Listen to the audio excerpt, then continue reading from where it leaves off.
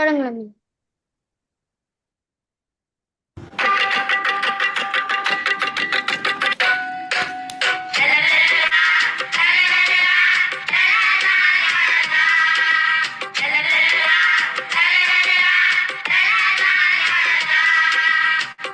எத்தனை செய்திகள் பேசி அறிந்தோம் ஒவ்வொரு நாளும், எத்தனை மனிதரை கண்டு மகிழ்ந்தோம் ஒவ்வொரு நாளும், எத்தனை நாட்டு தமிழரை இணைத்தோம் ஒவ்வொரு நாளும், எத்தனை அமைப்பின் நட்பினை கொண்டோம் ஒவ்வொரு நாளும், எத்தனை கேள்விகள் எத்தனை பதில்கள் ஒவ்வொரு நாளும், எத்தனை எத்தனை எத்தனை எத்தனை ஒவ்வொரு நாளும்.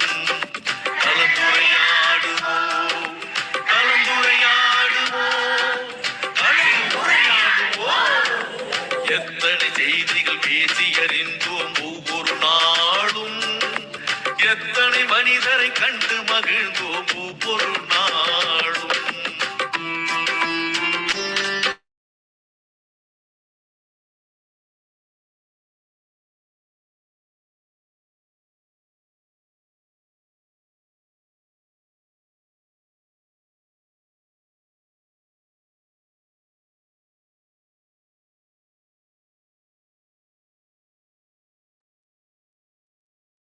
இசைன்னா தொடங்கிருங்க. சரிங்க. அனைவருக்கும் வணக்கம். இன்றைய நிகழ்ச்சி எண் 2186. இன்றைய சிறப்பழைப்பாளர் அம்மா அவர்களை சார்பாக அழகு வரக்க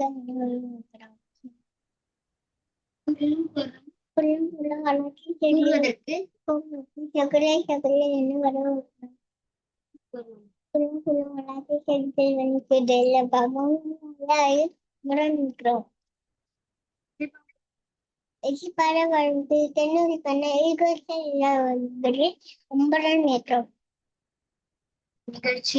நிகழ்ச்சியின் நம்முடைய பகையாளர்கள் இந்த சிப்பாய் பாயல் கூறுவதற்கு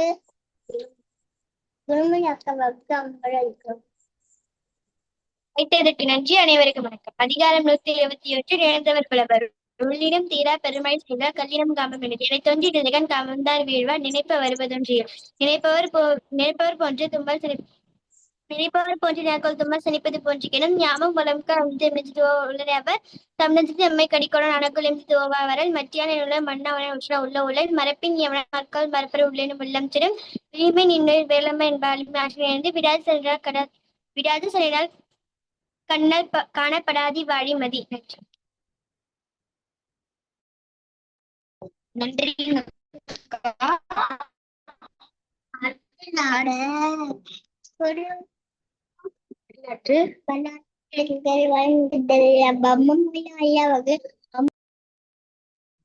அழைத்ததற்கு நன்றி சனனி. இன்றைய நிகழ்வு என் குரல் இகழ் அதிகாரத்தினுடைய 6வது குரல். இகழின் மிகழின் இது என்பவன் வாழ்க்கை நவலும் தவலும் கெடலும் நனித்து மாறுபாடு கொண்டு எதிர்ப்பதால் வெற்றி பெறுவது எளிது என எண்ணி செயல்படுவோரின் வாழ்க்கை விரைவில் தடம்புரந்து கெட்டழியும். பிறருடன் மன வேறுபாடு கொண்டு வளர்வதே நல்லது என்பவன் வாழ்க்கை அழியாமல் இருப்பதும் சிறிது காலமே, அழிந்து போவது சிறிது காலத்திற்கு உள்ளேயாகும். இனி வரலாற்றில் இன்று ஜூன் மாதம் 20ஆம் நாள். இதே நாளில் 1848ஆம் ஆண்டு ஆக்ஸ்போர்ட் பல்கலைக்கழகம் அரசு அங்கீகாரத்தை பெற்றது. 1819ஆம் ஆண்டு அமெரிக்காவின் சவன்னா என்ற கப்பல் இங்கிலாந்தில் லிவர்பூல் நகரை அடைந்தது. அட்லாந்திக் கடலை கடந்த முதலாவது நீராவி கப்பல் இதுவாகும். 1837ஆம் ஆண்டு விக்டோரியா பிரித்தானியாவின் பேரரசி ஆனார். 1840ஆம் ஆண்டு சாமுவேல் மோர்ஸ் தந்திக்கான காப்புரிமத்தை பெற்றார். 1858ஆம் ஆண்டு இந்தியாவின் சிப்பாய் கிளர்ச்சி 1857 குவாலியர் நகர் வீழ்ச்சியுடன் முடிவுக்கு வந்தது. 1862ஆம் ஆண்டு உருமேனியாவின் பிரதமர் பார்பு கட்டார்ஜி படுகொலை செய்யப்பட்டார். 1877ஆம் ஆண்டு அலெக்சாண்டர் கிரகாம் பெல் உலகின் முதலாவது வர்த்தக முறை தொலைபேசி சேவையை கனடா அமெரிக்கனில் தொடங்கினார். 1887ஆம் ஆண்டு சத்ரபதி சிவாஜி தொடர்ந்து நிலையம் மும்பையில் திறக்கப்பட்டது. 1921ஆம் ஆண்டு சென்னையில் பர்கிங்காம் கர்நாடிக் ஆலை தொழிலாளர்கள் 4 மாத பணி நிறுத்தத்தை தொடங்கினர்.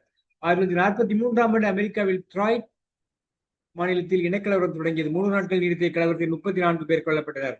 1956ஆம் ஆண்டு வெனிசுலாவைச் சேர்ந்த லீனியா 253 விமானம் நியூ ஜெர்சி அசுபரி பார்க் அருகே அட்லாந்திக் பெருங்கடலில் மூழ்கியதில் 74 பேர் உயிரிழந்தனர். 1959ஆம் ஆண்டு அரிதான சூன் மாத வெப்பமண்டல சூறாவளி கனடாவில் சென்ட் லாரன்ஸ் சூடாவை தாக்கியதில் 35 பேர் உயிரிழந்தனர்.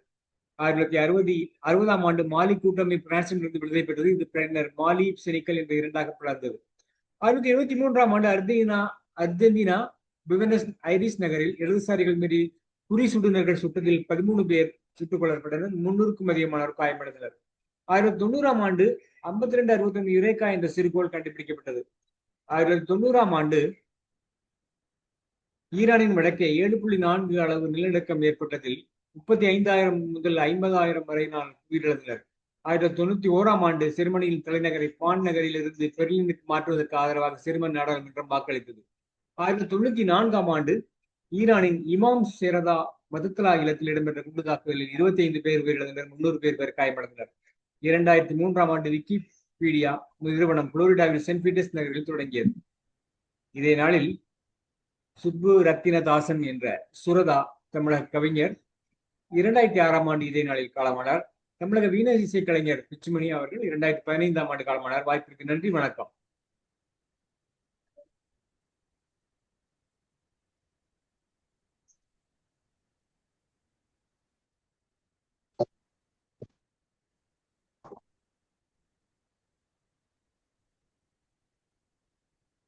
நன்றிங்க ஐயா. அடுத்ததாக இசைப்பாடல் வழங்குவதற்கு தென்மொழி பண்ண அனைத்து தமிழ் நெஞ்சங்களுக்கும் அன்பான வணக்கம். புலவர் இறைக்குருவனார் அவருடைய பாடல் இது. வணக்கம் என்று சொன்னால் வாய் நோகுமோ, வணக்கம் என்று சொன்னால் வாய் நோகுமோனல் இணக்கம் தரும் தமிழில் இருகை குவித்து நின்று வணக்கம் என்று சொன்னால் வாய் நோகுமோ. நமஸ்காரம் என்கின்றோம், தோத்திரம் சொல்கின்றோம், நாளும் சலாம் போட்டு குட் மார்னிங் கூறுகின்றோம்.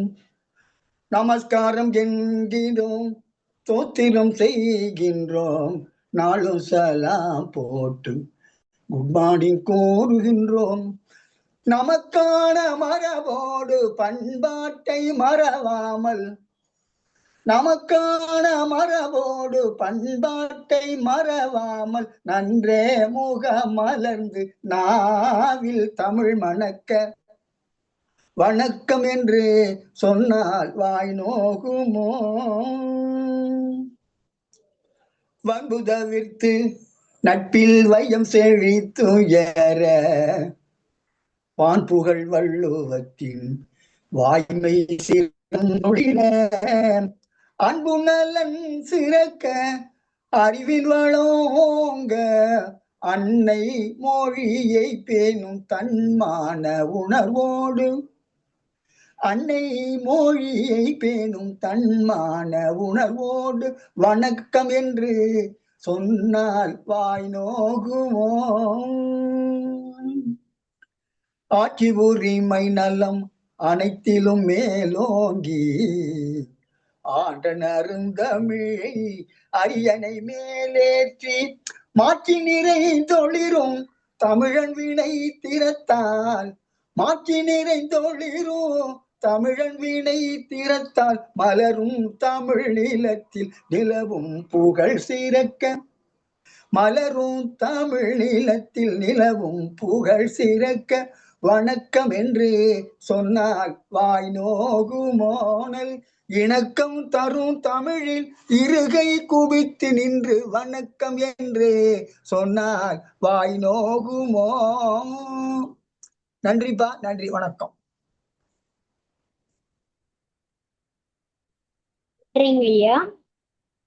அடுத்ததாக இசைப்பாடல் வழங்குவதற்கு செந்தமிழ் பாடகி பாக்கியலட்சுமி அம்மா அவர்கள்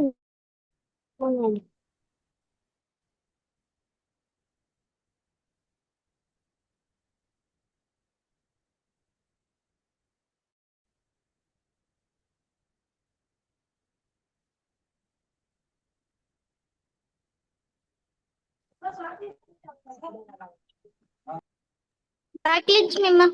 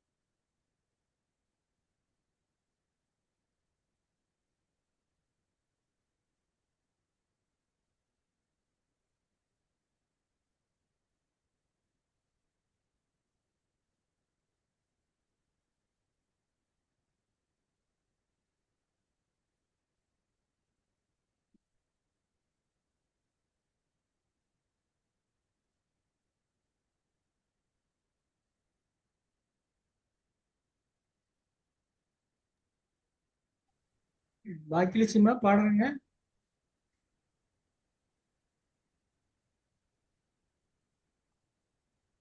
ரெண்டாம் பகுதி எடுத்துட்டு போங்கம்மா. ஐயா ரெண்டாம் பகுதி எடுத்துட்டு போங்க. சரிங்க. கலந்துரையாடுவோம் பேரவை தமிழ்நாடு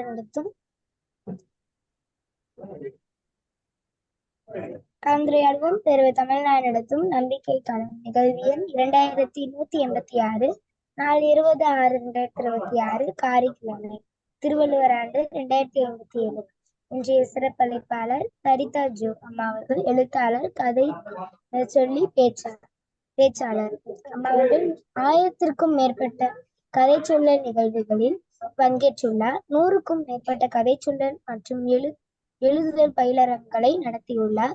சிறார்களுக்கு 20க்கும் மேற்பட்ட நூல்களை எழுதி 25க்கும் மேற்பட்ட விருதுகளை பெற்றுள்ளார். பல்வேறு ஊடகங்களில் இவருடைய நேர்காணல் வெளிவந்துள்ளன. தமிழக அரசின் இளந்தளிர் திட்டத்திலும் வாசிப்பு இயக்கத்திலும் இவருடைய கதைகள் வெளிவந்து அரசு பள்ளி நூல்களில் இடம்பெற்றுள்ளன. அம்மா அவர்கள் இன்று பேச எடுத்துக்கொண்ட தலைப்பு சேக்குவேரா ஏன் இன்னும் பேசப்படுகிறார். அம்மா தங்கள் 6 மணி வரை உரையாற்றலாம். அம்மா பாருங்களா.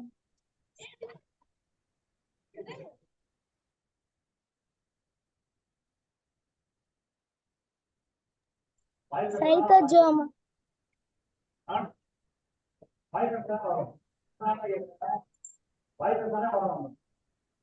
அனைவருக்கும் வணக்கம். நான் பேசுறது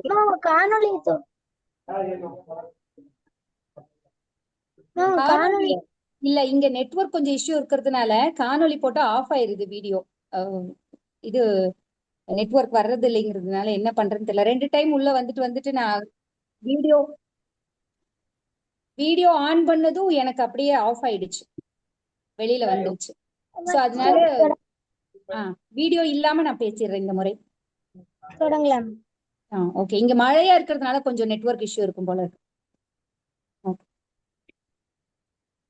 அனைவருக்கும் இனிய மாலை வணக்கம். ரொம்ப மகிழ்ச்சியா இருக்கு இப்படியான ஒரு நிகழ்வுல திரும்பவும் வந்து இங்க உரையாற்றுறதுக்கு. நிகழ்வை மிக அழகாக கொண்டு சென்று கொண்டிருக்கும் குழந்தைகளுக்கும் பெரியோருக்கும் என்னுடைய முதல் நன்றியை தெரிவித்துக் கொள்கிறேன்.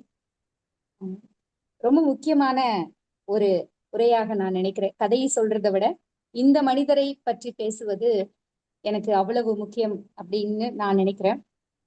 சேகுவேரா ஏன் இன்னும் பேசப்படுகிறார் அப்படிங்கிற இந்த உரைய இப்போ உங்கள் முன்னாடி தொடங்குறேன்.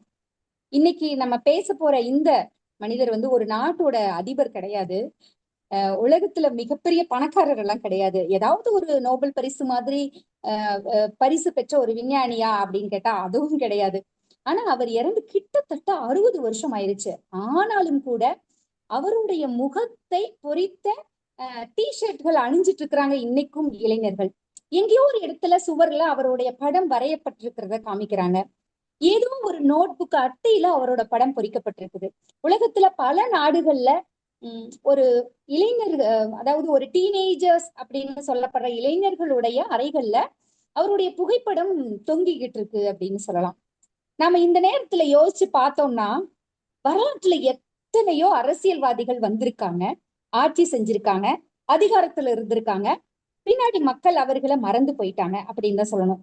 அதே மாதிரி எத்தனையோ செல்வந்தர்கள் வந்திருக்காங்க இந்த உலகம் தோன்றிய காலத்திலிருந்து. அவர்களுடைய வங்கி கணக்குகள் பணத்தால நிரம்பி இருக்கு. ஆனா இன்னைக்கு அவங்கள பத்தி யாருமே பேசுறது கிடையாது. எத்தனையோ புகழ்பெற்ற மனிதர்கள் வாழ்ந்திருக்காங்க. ஒரு காலத்துல உலகமே அவங்க வாழ்ந்த காலத்துல அவங்கள பயங்கரமா கொண்டாடி இருக்கு. ஆனா காலம் நகரும் போது அவங்களோட நினைவுகள் கொஞ்சம் கொஞ்சமா மங்கி போய் மறைஞ்சே போச்சு அப்படின்னு சொல்லலாம். ஆனா சில மனிதர்கள் மட்டும் அப்படியானவங்க கிடையாது.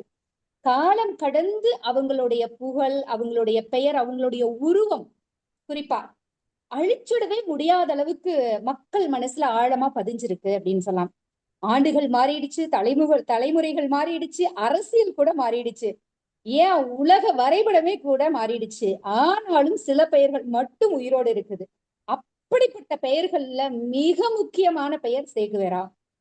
இன்னைக்கு சேகுவேரா அப்படிங்கிறவரை பத்தி நான் ஏன் பேசணும்னு நினைச்சேன் அப்படின்னா, சமீபத்துலதான் அவருடைய பிறந்த நாள் வந்துச்சு.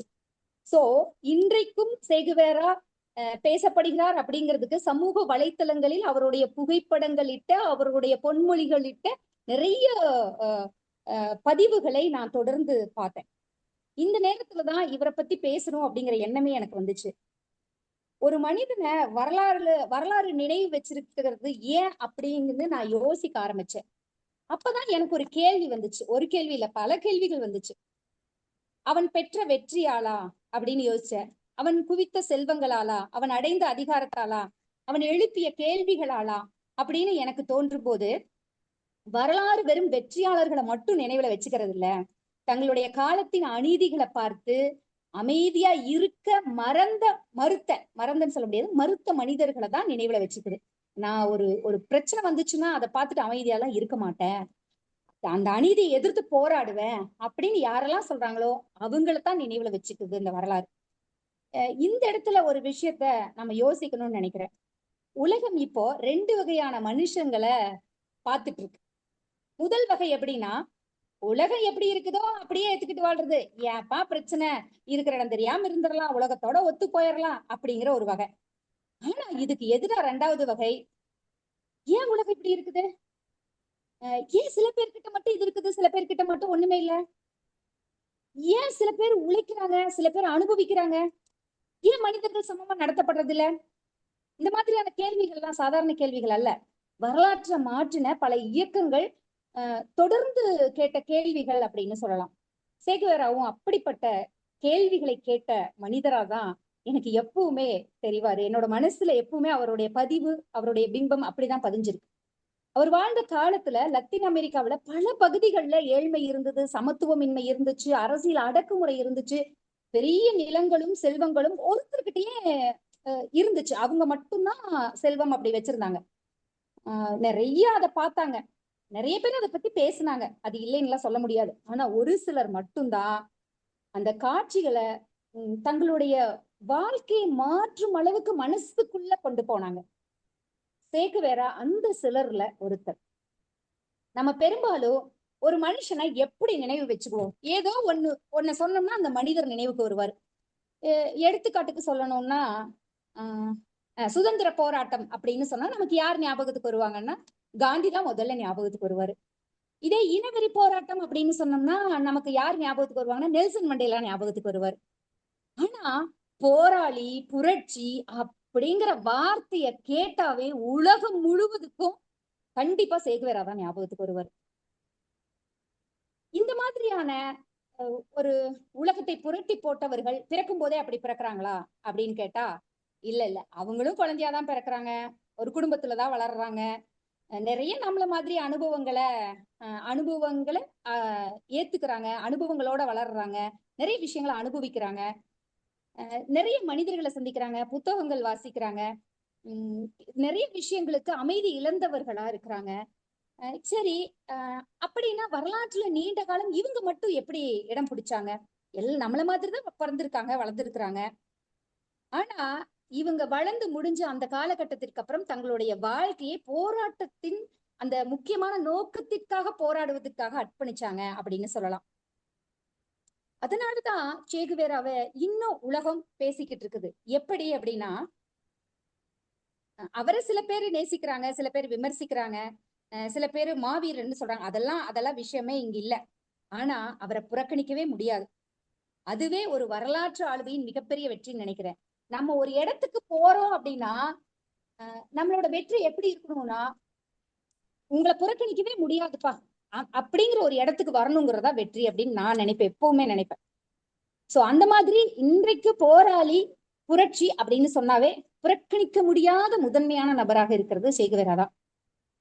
ஒரு மனுஷன் செத்து போய் 60 வருஷம் ஆயிடுச்சு. ஆனா கூட அவரை பத்தி தொடர்ந்து விவாதங்கள் போயிட்டே இருக்குது. இப்ப இன்னைக்கும் பெரியாரை பத்தி ஏகப்பட்ட விவாதங்கள் போகுது. அவர் நல்லவர், கெட்டவர், அவர் அப்படி பண்ணிட்டாரு, இப்படி பண்ணிட்டாரு, அதை பண்ணிட்டாரு அப்படின்னு சொல்லிட்டு. அந்த மாதிரி இவரை பற்றி எத்தனை விவாதங்கள் வந்தாலும் கூட ஏதோ ஒண்ணு இருக்கு அவர்கிட்ட. அதனாலதான் இன்றைக்கும் உலகம் கொண்டாடிக்கிட்டு இருக்கு. அந்த ஏதோ ஒண்ணு என்ன அப்படிங்கறதா அவரோட வாழ்க்கையில் நடந்த எது அந்த ஏதோ ஒன்னாக மாறியது அப்படிங்கறதா இன்னைக்கு இப்ப நம்ம பார்க்க போறோம். ஒரு ஆஸ்துமா நோயால சின்ன வயசுல அவதிப்பட்டு இறந்து போகும் நிலைக்கு கூட பல முறை சென்று இன்னைக்கு உலகத்துல எல்லாராலும் பேசப்படுற புரட்சியாளராக எப்படி மாறினாரு அப்படிங்கறதான். அவர் ஒரு மருத்துவரா இருந்திருக்காரு. ஏன் போராளியா மாறினாரு? ஒரு பெரிய அதிகாரம் அவர் கையில கிடைச்சது. ஆனாலும் அதை விட்டுட்டு ஏன் வெளியேறினாரு? அவர் ஏன், அவருடைய பேர் ஏன் இன்னும் மறையாம இருக்கு? இந்த மாதிரி கேள்விகளுக்கு பதில் தேடுறதுக்கு முன்னாடி அவருடைய வாழ்க்கைய கொஞ்சம் பின்னோக்கி போனோம்னா நமக்கு ஒரு புரிதல் வரும் அப்படின்னு நான் நினைக்கிறேன். அதனால அவருடைய சிறு வயது வாழ்க்கையை பத்தி பார்த்துட்டு அதன் பிறகு எதனால இப்படி ஆனாரு அப்படிங்கிறதுக்குள்ள நம்ம போயிடலாம். பொதுவாவே நான் நினைக்கிறது என்னன்னா, ஒரு குழந்தையினுடைய 10 வயதுக்குள் அந்த குழந்தையினுடைய அந்த அனுபவம் தான் பின்னால அவருடைய வாழ்க்கையை தீர்மானிக்குது அப்படின்னு உளவியல் ரீதியாக சில ஆய்வுகள் சொல்லுது. நானுமே அதை பெரும்பாலான நேரங்களில் ஏற்றுக்கொண்டிருக்கிறேன். ஏன்னா நான் சின்ன வயசுல ஒரு கற்பனை மிகுந்த ஒரு சிறுமியாக எந்நேரமும் கற்பனை உலகத்துலதான் இருப்பேன். நான் அப்ப நினைக்கல நான் ஒரு எழுத்தாளராகவோ கதை சொல்லியாகவோ வருவேன்னு. இந்த மாதிரியான ஒரு கற்பனை தான் என்னை இங்க கொண்டு வந்து நிறுத்தும்னு. ஆனா அந்த மாதிரியான ஒரு சூழல் இருந்துதான் நான் இன்னைக்கு இங்க வந்திருக்கேன். அப்ப அந்த 10 வயசுக்குள்ள ஒருத்தருடைய வாழ்க்கை எப்படி இருக்குதோ அதுதான் மாற்ற போகுது அப்படிங்கிறதுக்கு உதாரணமாக நான் சேகுவேராவையும் எடுத்துக்குவேன். எர்னஸ்டோ அப்படின்னு இருந்த ஒரு சிறுவன் சேகுவேராவாக மாறுகிறார். எப்படி அப்படிங்கிறதா இப்ப நம்ம பார்க்க போறோம். 1928 தான் இவர் பிறக்கிறாரு. அர்ஜென்டினாவுல பிறக்கிறாரு. பாருங்க எங்க பிறக்கிறாரு? அர்ஜென்டினாவுல. அப்போ லத்தீன் அமெரிக்காவுல வழக்கமா பயன்படுத்தப்படுற சே அப்படிங்கிறால்தான் இன்னைக்கு உலகம் முழுவதும் அறியப்படுறாரு. ஆனா அவரோட பேரு எர்னஸ்டே குவேரா டிலா செர்னா அப்படிங்கறதா அவரோட பேர். ஆனா அந்த குழந்தை பிறந்து கொஞ்சம் வருஷத்திலேயே அந்த குழந்தைக்கு நிறைய பிரச்சனை வர ஆரம்பிச்சிருச்சு. அதுல மிக முக்கியமான பிரச்சனையா சொல்றது என்ன அப்படின்னா ஆஸ்துமா தான். இன்னைக்கு எவ்வளவோ மருத்துவம் வளர்ந்துட்டா கூட ஒரு குழந்தைக்கு ஆஸ்துமா வந்துருச்சு அப்படின்னா பெற்றோர்கள் அவ்வளவு கஷ்டப்படுவாங்களாம். பேசுறது கேக்குதுங்களா?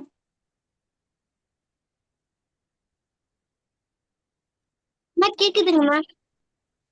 ஒரு நிமிஷம், கேக்குதுங்களா இப்போ? கேக்குதுங்கம்மா. வீடியோ நல்லா இருக்குமா? வீடியோ ஆன் பண்ணி உங்களுக்கு பார்த்துட்டே பேசணும் பார்க்கணும். இல்ல அதுதான் எனக்கு கொஞ்சம் நெட்வொர்க் இஷ்யூ இங்க இருக்குது. ஓகேமா. அது வீடியோ ஆன் பண்ணி பார்த்தேன். ஆன் பண்ண உடனே அது நெட்வொர்க் அப்படியே போயிடுது. மழை பெய்யுற மாதிரி இருக்குது இங்க கிளைமேட், அதனாலயா இருக்குமோ? Okay okay. அப்போ இப்பவே இவ்வளவு மருத்துவ கண்டுபிடிப்புகள் வந்துட்டாலும் கூட இப்பவே ஆஸ்துமா அப்படிங்கும் போது அவ்வளோ ஒரு கஷ்டப்படும் ஒரு குடும்பமே. ஒரு குழந்தைக்கு ஆஸ்துமா வந்துருச்சுன்னா, ஆனா 1930களில ஒரு குழந்தைக்கு ஆஸ்துமா வந்தா எப்படியான ஒரு பாதிப்பை அந்த குடும்பத்திற்கு ஏற்படுத்தாது. திடீர்னு நைட் ஆயிடுச்சுன்னா ஒரு மூச்சு திணறல் பேச்சு மூச்சு இல்லாம ஆயிடுவாரு. அப்போ உடனே ஹாஸ்பிட்டல் தூக்கிட்டு ஓடுவாங்க. விளையாடிக்கிட்டே இருப்பான், திடீர்னு உடம்பு சரியில்லாம போயிடும், ஹாஸ்பிட்டல் தூக்கிட்டு ஓடுவாங்க. இப்படி நிறைய தடவை நடந்திருக்கு.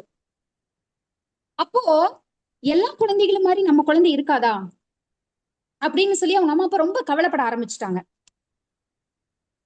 அந்த நேரத்துலதான் அவங்க அம்மாவுக்கு அவன் மேல ரொம்ப பாசம் அதிகமாச்சு. எப்பவுமே ஒரு ஒரு வீட்டுல ஒரு 4-5 குழந்தைங்க இருந்தாலும் கூட,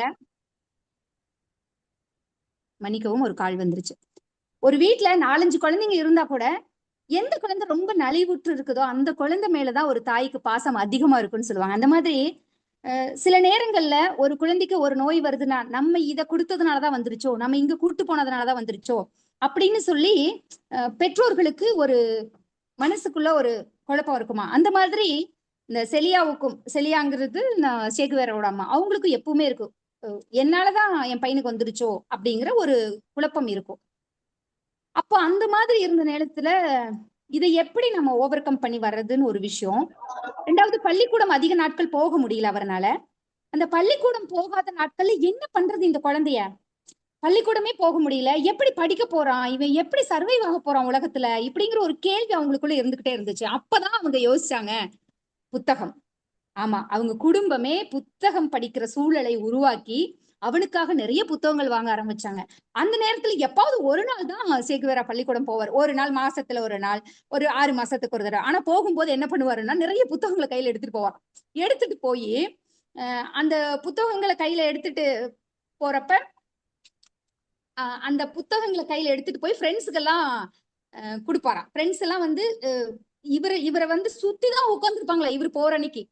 ஃப்ரெண்ட்ஸ் எல்லாம் அந்த புத்தகத்தை வாங்குவாங்களாம், படிப்பாங்களா. இவர் அந்த புத்தகத்துல இருக்கிற கதைகள் எல்லாம் சொல்லுவாராம். அப்புறம் இவருக்கு அப்பவே ஒரு பெரிய மாஸ் ஹீரோ மாதிரி ஒரு மைண்ட் செட் வந்துடும். தனக்கு நிறைய விஷயம் தெரியும், இவர் நிறைய பண்ணுவாரு. இதை பார்த்து அங்க இருக்கிற குழந்தைகள் எல்லாமே வந்து இவர் மேல ஒரு பெரிய ஈர்ப்பு வந்துடும். சோ அப்படி புத்தகங்களோடயே அந்த வீடு இருந்திருக்கு. அப்போ புத்தகங்களோடயே அந்த குழந்தையை வளர்த்திருக்கிறாங்க. படிப்படியாக அந்த குழந்தை வளர வளர எல்லாத்தையும் படிக்க ஆரம்பிக்குது. என்னென்ன படிக்க ஆரம்பிக்குது அப்படின்னு பாத்தீங்கன்னா, அரசியல், பொருளாதாரம், இலக்கியம், எல்லாமே, கவிதை, தத்துவம், இப்படி எல்லாமே படிப்படியா படிக்க ஆரம்பிக்குது. படிப்படியா படிக்க ஆரம்பிச்ச உடனேயும் கல்லூரி போறாங்க. கல்லூரி போறதுக்கு முன்னாடி அந்த 10 வயசுக்குள்ளேன்னு சொன்னேன் இல்லையா, அது இங்கதான் வருது. என்ன அப்படின்னா, அந்த பெற்றோர்கள் வந்து அந்த குழந்தையோட சேர்ந்து உட்கார்ந்து உரையாடுறாங்க.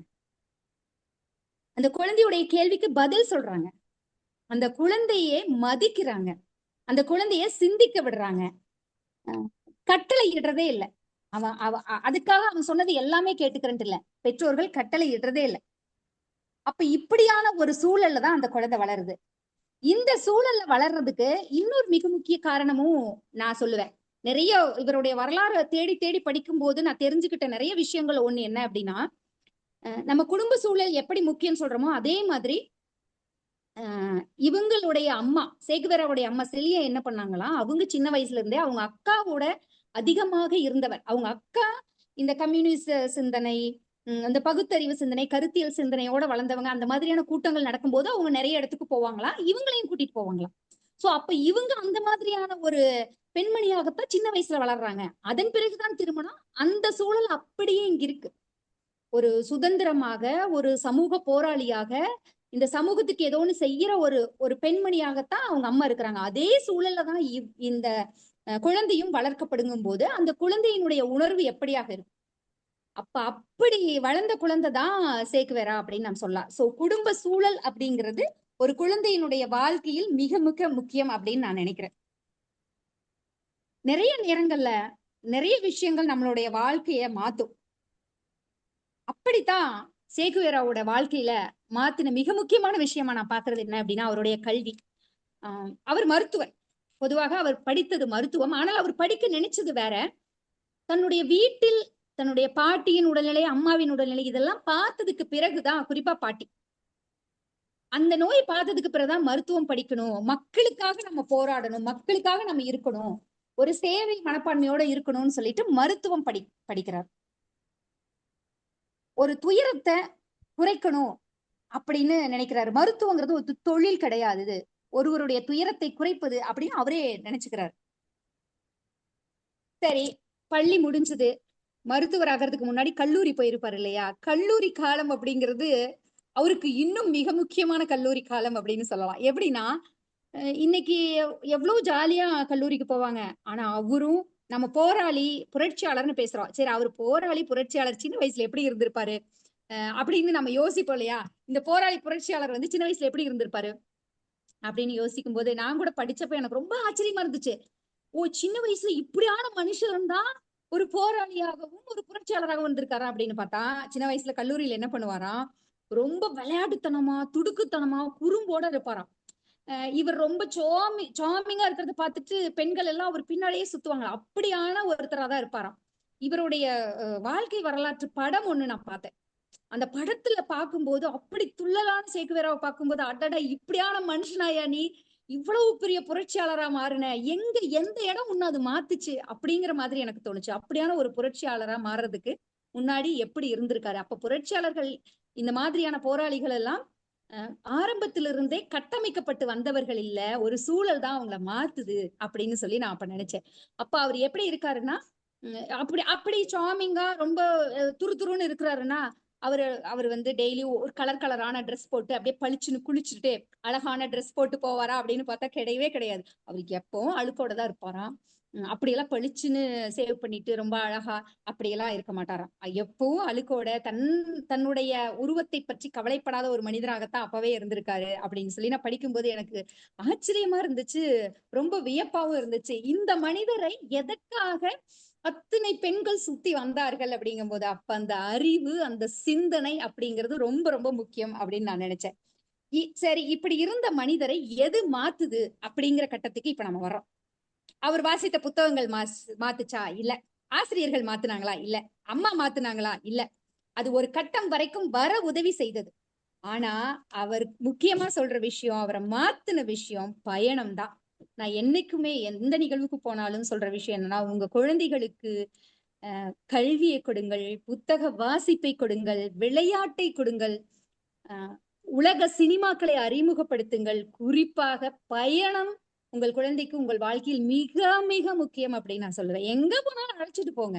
குழந்தைகள் போகாத இடம்ங்கிறது எதுவுமே கிடையாது. எல்லா இடங்களுக்கும் அழைச்சிட்டு போலாம். எல்லாத்தையும் குழந்தைகள் தெரிஞ்சுக்கிட்டு, ஈவன் மரணம் உட்பட குழந்தைகள் தெரிஞ்சுக்க வேண்டியதானே.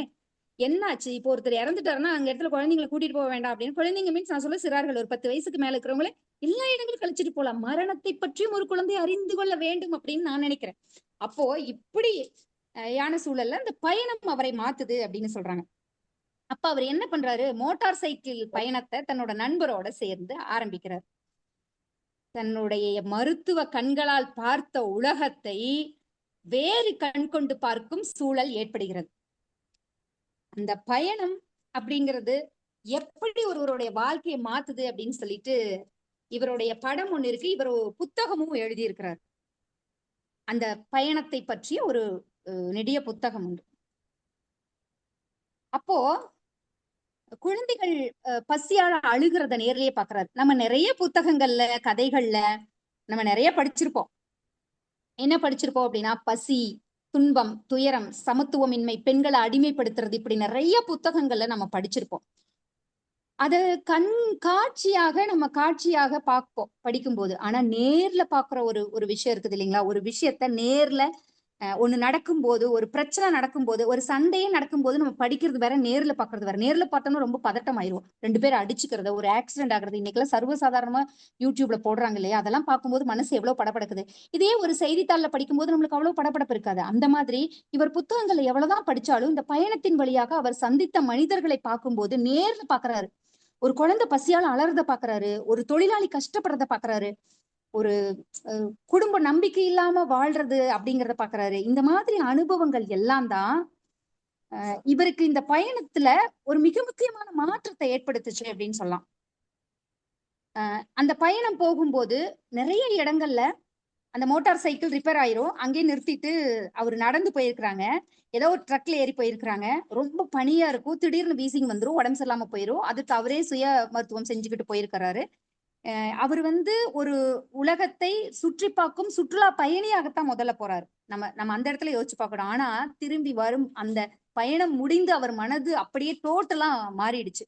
இப்படியான உலகம் இருக்குதா, மனிதர்கள் இப்படியெல்லாம் கஷ்டப்படுறாங்களா அப்படின்னு சொல்லி அதை நினைச்சு பார்க்க ஆரம்பிக்கிறாரு. குறிப்பா அந்த சுரங்க தொழிலாளிகள் படுற கஷ்டத்தை பாக்குறாரு. நாள் முழுசும் உழைச்சுக்கிட்டே இருக்கிறாங்க. என்னையா மனுஷன், நாள் முழுசும் உழைக்கிறாங்களே, ஆனாலும் அவங்களுக்கு வந்து ஒரு பெரிய என்ன சொல்றது, ஒரு பெரிய வருமானம் அப்படிங்கிறது இல்லையே. வறுமையில வாடிட்டு தானே இருக்கிறாங்க. ஆனா நிறுவனங்கள் நிறைய சம்பாரிச்சுட்டே தானே இருக்குது. இவங்க வேலை செஞ்சு கொடுக்குற நிறுவனம் சம்பாதிக்குது. ஆனா இவங்க வந்து நாள் முழுசும் வருஷம் முழுசும் வறுமையில வாடுறாங்க. அப்போ உழைக்கிறவங்களுக்கு இங்க என்ன அப்படின்னு அவர் ரொம்ப யோசிக்க ஆரம்பிச்சாரு அந்த இடத்துலதான். அப்ப நிறைய பழங்குடியின மக்களை கூட நிறைய இடத்துல சந்திக்கிறாரு. அவங்களுடைய மொழி புறக்கணிக்கப்பட்டிருக்குது, அவங்களுக்கு அவங்களுடைய வாழ்க்கை புறக்கணிக்கப்பட்டிருக்குது, அவங்களுடைய தனித்தன்மையை இழந்து நிற்கிறாங்க. இதையெல்லாம் பாக்குறாரு. அவருக்குள்ள நிறைய கேள்விகள் வருது. ஒரு நாட்டோட வரலாற்றை உருவாக்கிய மக்களே ஏன் இவ்வளவு கஷ்டப்படுறாங்க அப்படின்னு நினைக்கிறார். தொழுநோயாளிகளை பாக்குறாங்க. எல்லாரும் ஒதுக்கி வைக்கப்பட்ட தொழுநோயாளிகளை பார்த்து அவங்களுக்கு போய் ட்ரீட்மெண்ட் பண்றாங்க. இப்படி பல இடங்களுக்கு பயணப்பட்டுதான் அவர் பின்னால மிகப்பெரிய ஒரு போராளியா மாறுறாரு. சரி, அதற்கு எந்த இடம் மிக முக்கியமாக அவருடைய வாழ்க்கையில் இருந்துச்சு அப்படின்னு நம்ம பார்த்தோம் அப்படின்னம்னா, பிடல் காஸ்ட்ரோவை சந்திக்கிற இடமா தான் இருந்துச்சு அப்படின்னு நான் நினைப்பேன். பிடல் காஸ்ட்ரோவை எப்ப சந்திக்கிறாரு அப்படிங்கிறது தான் இந்த அவருடைய வாழ்க்கையில மிக முக்கியமான இடமா நான் பாக்குறேன். அதுக்கு முன்னாடி பிடல் காஸ்ட்ரோவை சந்திக்கிறாரு அப்படின்னா கியூபாவுல என்ன நடந்துச்சு அப்படிங்கிறதும், கியூபாவுடைய வரலாறு நம்ம தெரிஞ்சுக்கிட்டா மட்டும்தான் எதுக்காக இந்த போராட்டம் அப்படிங்கறத நம்ம தெரிஞ்சுக்க முடியும். கியூபாவோட வரலாறு அப்படிங்கிறது மிக முக்கியமான வரலாறு. எல்லா நாடுகளுக்கும் ஒரு வரலாறு இருக்கும். இப்போ நம்ம இந்தியா மேல படையெடுத்து வர்றதுக்கான ஒரு வரலாறு இருக்கு இல்லையா? எதனால படையெடுத்து வந்தாங்க, ஏன் நம்ம அடிமைப்படுத்தப்பட்டோம் அப்படிங்கிறதுக்கு ஒரு வரலாறு இருக்கு இல்லையா? அதே மாதிரி கியூபாவை பிடிக்கிறதுக்கு ஒரு வரலாறு இருந்துச்சு. நம்ம ஒரு கியூபாவை ஒரு தனி நாடா பாக்குறோம். ஆனா பல நூற்றாண்டுகளாக அது ஸ்பெயினோட காலனியில இருந்துச்சு, காலனியா இருந்துச்சுன்னு சொல்லலாம். ஸ்பெயின் நாட்டோட காலனியா இருந்துச்சு. அங்க ரொம்ப ரொம்ப செல்வ செழிப்போட இருந்த நாடுன்னா அது கியூபாவை சொல்லலாம். கரும்பு, புகையிலை இந்த மாதிரியான வளங்கள் நிறைந்த ஒரு தீவுன்னு கூட சொல்லலாமே. கியூபா எப்பவுமே வெளிநாட்டுகளோட கவனத்தை ஈர்க்கிற ஒரு நாடாதான் இருந்துச்சு. 1898 நடந்த வாருக்கு பின்னாடி, அந்த போருக்கு பின்னாடி ஸ்பெயினோட ஆதிக்கம் கொஞ்சம் கொஞ்சமா குறைஞ்சிருச்சு. ஆனா அதனால கியூபா முழுமையா சுதந்திரம் பெற்றுச்சு அப்படின்னு எல்லாம் நம்ம சொல்லிட முடியாது. ஆதிக்கம் குறைஞ்சிருச்சுனால அந்த இடத்த கொஞ்சம் கொஞ்சமா அமெரிக்கா நிரப்ப ஆரம்பிச்சது. அமெரிக்கா முதலீட்டாளர்கள் கியூபாவுல பெருமளவு நிலங்களை வாங்கினாங்க. ரொம்ப சர்வசாதாரணமான காசுக்கு, சும்மா $1, $2 இப்படி ரொம்ப குறைவான மதிப்புல அந்த காலகட்டத்துல சர்வசாதாரணமா நூற்றுக்கணக்கான ஏக்கர்களை வளைச்சு போட்டுக்கிட்டாங்க. குறிப்பா சர்க்கரை தொழில், வெளிநாடு நிறுவனங்களுக்கு சர்க்கரை ஏற்றுமதி செய்யறதுக்கு அங்க அமெரிக்க நிறுவனங்கள் உள்ள கால் ஊன்றிடுச்சு அப்படின்னு சொல்லலாம். இப்போ லத்தீன் அமெரிக்கா முழுவதும் செல்வாக்கு செலுத்திய அந்த யுனைடெட் ஃப்ரூட்ஸ் கம்பெனி இருக்கு இல்லைங்களா, அந்த மாதிரி அந்த நிறுவனம் தான் முக்கியமா சொல்லுவாங்க. அந்த காலகட்டத்துல ஒரு அடையாளமாவே மாறிடுச்சு அப்படின்னு சொல்லலாம். மக்கள் உழைச்சுக்கிட்டே இருந்தாங்க. நிலம் அவங்களோடது இல்லாம போயிடுச்சு ஒரு காலகட்டத்துல. தொழிற்சாலைகள் பெருகிருச்சு. அங்க அவங்க வேலை செய்யற ஒரு ஆட்களா மாறினாங்க. தங்களுடைய நிலத்தை அவர்களுக்கு கொடுத்துட்டு அங்கேயே வேலை செய்யற ஆட்களா மாறினாங்க. தங்களுடைய நாட்டின் வளங்கள் மீது அவங்களுக்கே உரிமை இல்லாத சூழல் உருவாயிருச்சு. ஒரு பக்கம் ஒரு மிகப்பெரிய செல்வம், மற்றொரு பக்கம் வறுமை. அப்போ இந்த முரண்பாடு மக்கள் மனசுல கோபமா மாற ஆரம்பிச்சது. அங்கதான் புரட்சி வர ஆரம்பிச்சது. இந்த சூழல்ல தான் அந்த நேரத்துல இருந்த ஆட்சியாளர் ரொம்ப ஊழல் பண்ண ஆரம்பிச்சாரு. ஜனநாயக உரிமைகளை, மக்களோட ஜனநாயக உரிமைகளை ஒடுக்க ஆரம்பிச்சார். அமெரிக்காவோட ஆதரவும் அவங்களுக்கு பின்னாடி இருந்துச்சு. அந்த நேரத்துல இருந்த அரசு இருக்குன்னு சொல்லலாம், ஆட்சியாளருக்குன்னு சொல்லலாம். இதனால அந்த காலகட்டத்தில் இருந்த இளைஞர்கள், மாணவர்கள், தொழிலாளர்கள், விவசாயிகள் இப்படி எல்லாரும் இன்னும் எத்தனை காலத்துக்கு தாயா நாம இப்படி இருக்கிறது அப்படின்னு பேச ஆரம்பிச்சாங்க. அப்படிப்பட்ட காலகட்டத்துலதான் ஒரு எப்படி சொல்றது, இந்த உலகத்தை, அவங்களுடைய உலகத்தை மலர வைக்கிற ஒரு மிகப்பெரிய ஆளுமையா யார் வந்தாருன்னா பிடல் காஸ்ட்ரோ வந்தார். கியூபாவோட வளங்கள் கியூபா மக்களுக்குத்தான் சொந்தமானதா இருக்கணும் அப்படிங்கிற கோரிக்கையை முன்வச்சுதான் பிடல் காஸ்ட்ரோ வராரு. இந்த கோரிக்கை, இந்த ஒரு வலுவான ஒரு பேச்சு மக்கள் மனசை தொட்டுச்சு. ஏன்னா அவங்க வெறுமனே சுதந்திரம் மட்டும் விரும்பல, பொருளாதார சுதந்திரத்தை விரும்பினாங்க. ஏன் அப்படின்னா அவங்க தங்களுடைய சொத்துக்களை இழந்து நின்னாங்க அந்த நேரத்துல. இந்த நேரத்துலதான் சேகுவேரா லத்தீன் அமெரிக்கா முழுவதும் பயணம் செய்தார். அங்கு நடந்த ஏழ்மை, சுரண்டல், அநீதி எல்லாத்தையும் பார்த்து கொதிச்சு போயிருந்தார். கியூபாவில் நடந்துகிட்டு இருந்த போராட்டத்துல அவர் வெறும் ஒரு நாட்டோட பிரச்சனையாலாம் பார்க்கல. லத்தீன் அமெரிக்கா முழுவதும் அவர் பார்த்த அநீதிகள் பிரதிபலிப்பாதான் அதை பார்த்தாரு.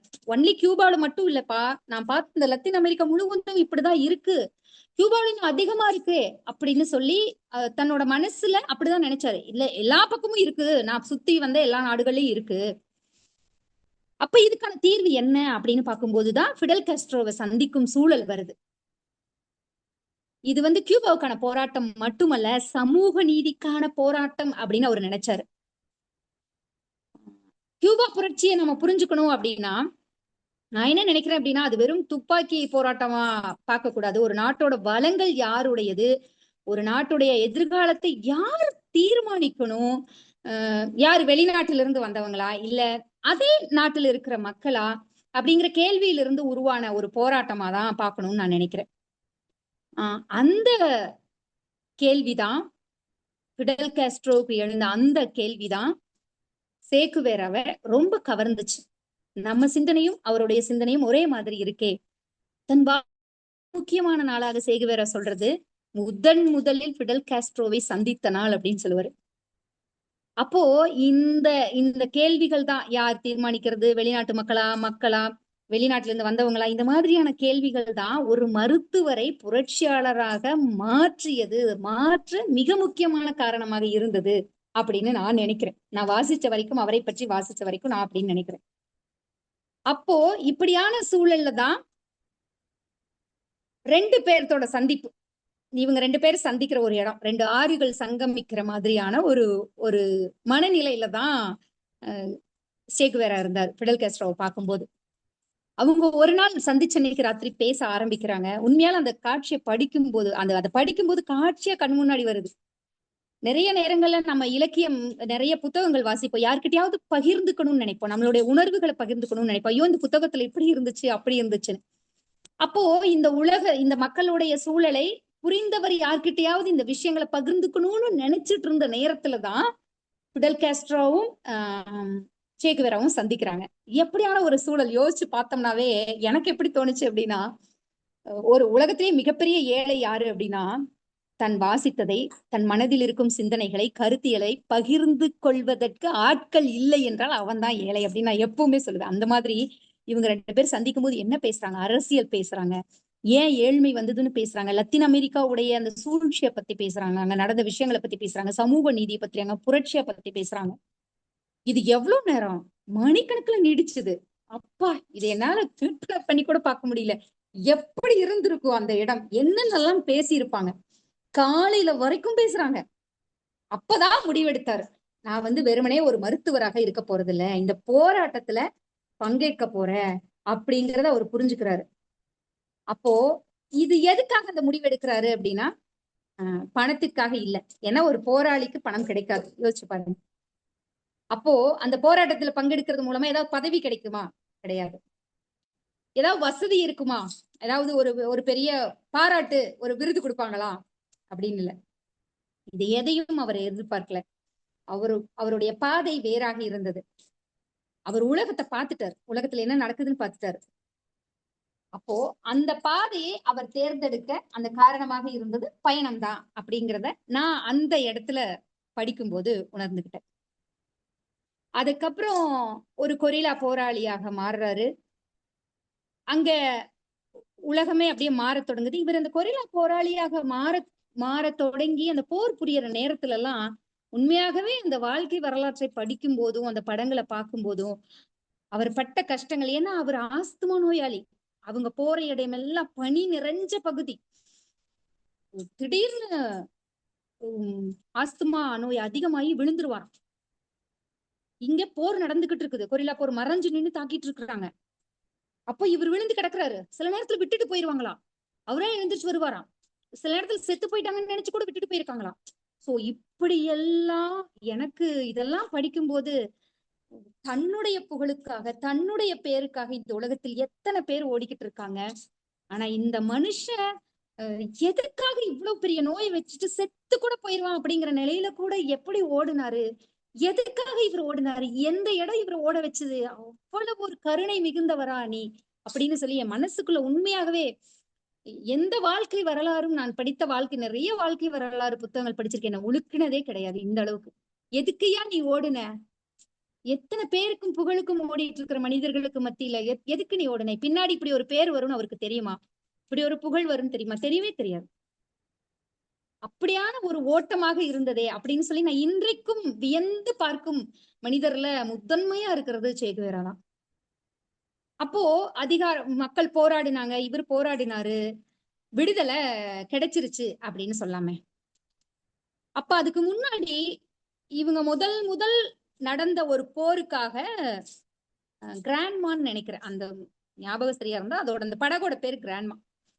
சோ அந்த படகுல நிறைய துப்பாக்கிகளும் உணவுப் பொருட்களும் ஏத்திட்டு வந்துட்டு இருக்கிறாங்க. ஒரு கட்டத்துல பாதியில வரும்போது எடை அதிகமாகி மூழ்க ஆரம்பிச்சிச்சு. அப்போ உணவுகளை எடுத்து வீசினார்களே தவிர அங்கிருந்த துப்பாக்கிகளையோ இல்ல வேற எதுவுமே எடுத்து வீசல. ஏன்னா அது அவங்களுக்கு தேவையா இருக்குது. எதிராளிகளை எதிர்த்து போரிட இவங்களுக்கு உணவு இல்லாம கூட போய் போராடிட முடியும். ஆனா இது முக்கியம்னு சொல்லிட்டு அந்த அந்த மெக்சிகோவில இருந்து அந்த படகு புறப்படுது. 1956 நினைக்கிறேன். அந்த வருடத்துலதான் கிளம்புது. சுமார் 80க்கு அதிகமானவங்க தான் அதுல இருந்தாங்க. அங்க போன உடனே பிடிச்சிட்டாங்க, இறங்கின உடனே பிடிச்சிட்டாங்க. நிறைய பேர் கொல்லப்படுறாங்க, நிறைய உடம்பு சரியில்லாத போய் செத்து போறாங்க வர்ற வழியில. அவ்வளவு பனி, அவ்வளவு அந்த கடல் பயணம் அப்படிங்கிறது, அதுவும் ஓப்பன் போட்ல கடல் பயணம் அப்படிங்கிறது எவ்வளவு ஒரு பெரிய இதா இருந்திருக்கும். அப்போ அந்த காயமடைஞ்சவர்களுக்கு இவர் மருத்துவர்கள்னால இவரும் மருத்துவம் பார்த்துக்கிட்டு எவ்வளவு ஒரு இக்கட்டான சூழல்ல அவங்களை கொண்டு வந்து அங்க சேர்க்கிறாரு. அப்போ இந்த இந்த விஷயங்கள் எல்லாம் கீழே இறங்கும் போது அவர் பிடிபடுறது, இந்த விஷயங்கள் எல்லாம் பார்த்துட்டு ஒரு வழியா தப்பிச்சு போய் போராட்டம் பண்ணி 2 ஆண்டுகளுக்கு மேலாக மலையில தொடர்ந்து போராட்டம். ஆஸ்துமா நோயாளி, யோசிச்சு பார்க்கணும் நம்ம. பசி, நோய், மழை தாக்குதல், மரண பயம், இது எல்லாத்தையும் கடந்து புரட்சி படைகள் எல்லாம் முன்னேறி போச்சு முன்னாடி. அவர் அந்த நேரத்துலதான் பிடல் காஸ்ட்ரோ கண்டுபிடிக்கிறாரு, இந்த பையன் ஒரு மருத்துவர் மட்டும் இல்லையா, இவர் ஒரு தலைவர். இந்த தலைவர் தான் நாளைக்கு ஒரு மிகப்பெரிய மாற்றத்தை ஏற்படுத்த போறாரு. அவர்கிட்ட ஒழுக்கம் இருக்குது, தைரியம் இருக்குது, அர்ப்பணிப்பு இருக்குது அப்படின்னு சொல்லி அவர் மட்டும் நினைக்கல, கூட இருந்த எல்லா போராளிகளும் நினைச்சாங்க, தலைவராகவும் ஏத்துக்கிட்டாங்க. இறுதியில கியூபா 1959 அந்த புரட்சி வெற்றி அடைஞ்சது. எல்லா பக்கமும் அதை பத்தி பேச ஆரம்பிச்சுட்டாங்க. பிடல் காஸ்ட்ரோ ஆட்சிக்கு வந்துட்டாரு, சேகுவேரா தேசிய ஹீரோவே மாறிட்டாரு. இப்பதான் அந்த கேள்வி, இத்தனை ஆண்டுகள் போராடிட்டாங்க, இதுக்கப்புறம் இவர் என்னையா பண்ணுவாரு அப்படிங்கிற ஒரு கேள்வி வர்றப்பதான் அவருக்கு அமைச்சர் பதவி கொடுத்தாங்க. தேசிய வங்கியோட தலைவர், அந்த கையெழுத்து போடுவோம்ல நோட்ல, ரூபா நோட்ல, யோசிச்சு பாருங்க, ரூபா நோட்ல கையெழுத்து போடுற ஒரு பதவி, ஒரு நாட்டோட ரூபா நோட்ல அதை கொடுக்குறாங்க. உலக நாடுகளுக்கெல்லாம் கியூபாவோட பிரதிநிதியா போயிட்டு வர்றாரு. அவருடைய பேச்சுக்கள் எல்லாரையும் கவருது, பேச ஆரம்பிக்கிறார். உலக அளவுல ஒரு பெரிய புகழ் வாய்ந்த மனிதரா ஆயிட்டாரு. சரி, இதனாலெல்லாம் பேசப்படுறாரா? சரி உப்பா, ஒரு நாட்டுக்கு சுதந்திரம் வாங்கி கொடுத்துட்டாரு, சும்மா அதை பத்தி பேசிக்கிட்டு எல்லாரும் பண்ணதானே, இப்ப காந்தி பண்ணலையா இல்ல வேற யாரும் பண்ணலையா? சரி, காந்தியும் பேசுறாங்க, விட்டுருங்க, இதை தாண்டி வேற நாட்டுல நடக்கலையா அப்படின்னு பார்க்கும்போது இங்க பார்க்கப்படுற 2 விஷயம் என்னன்னா, அவரவர் நாட்டுக்குத்தான் சுதந்திரம் வாங்கி கொடுக்க போராடினார்கள். ஒரு விஷயம். சுதந்திரம் வாங்க கொடுத்ததுக்கு அப்புறம் எனக்கு இந்த இடம் தான் ஒரு மிகப்பெரிய ஆச்சரியமா இருந்துச்சு. அப்படின்னா இந்த இடம் தான், அவங்கவுங்க நாட்டுக்காக போராடுறாங்க. எப்படின்னா, நம்ம வீட்டுக்காக சம்பாதிக்கிற மாதிரி. பக்கத்து வீட்டுக்கு சம்பாதிப்போமா, எதிர் வீட்டுக்கு சம்பாதிப்போமா, நம்ம வீட்டுக்கு நம்ம பரம்பரைக்கு அப்படின்னு தானே சேர்த்து வைப்போம். ஆனா இந்த மனுஷன் அர்ஜென்டினாவுல பிறந்து கியூபாவுக்கு வர்றாரு. கியூபாவுக்கு புரட்சி நடந்து ஒரு விடுதலை வாங்கி கொடுத்துட்டாரு. அப்ப இந்த மனுஷன் என்ன பண்ணிருக்கணும்? கம்முன்னு உட்கார்ந்து இருக்கணும், ஜாலியா அனுபவிச்சிருக்கணும், கையெழுத்து போட்டு ஜம்முன்னு உட்காந்து காசை வாங்கியிருக்கணும். அப்படி பண்ணல. நான் அதற்காக பிறந்தவன் இல்ல அப்படின்னு சொல்லி முடிவெடுத்து அடுத்தடுத்த நாடுகளுக்கு போறாரு. ஒவ்வொரு நாட்டிலையும் கவனிக்கிறாரு, எங்க நான் தேவை எங்கெல்லாம் அப்படின்னு யோசிக்கிறாரு. நான் இப்படி உட்கார்ந்துட்டு இருக்கிற ஆள் கிடையாதுங்கிறார். கடைசியாக அவருடைய மரணம் அப்படிங்கிறது அது என்னால இன்றைக்கும் கடந்து வர முடியாத ஒரு இடமா தான் இருக்குது. பொலிவியா போறாரு, அதுக்கு முன்னாடி காங்கோ போறாரு, அங்க ஒரு புரட்சி நடக்குது, அங்க எதுவுமே அவரால பண்ண முடியல, பொலிவியா திரும்பி வராரு. இதற்கு இடையில பிடல் காஸ்ட்ரோவுக்கும் சேகுவேராவுக்கும் பிரச்சனை அப்படிங்கிற ஒரு ஒரு ரூமர் பரவ ஆரம்பிக்குது.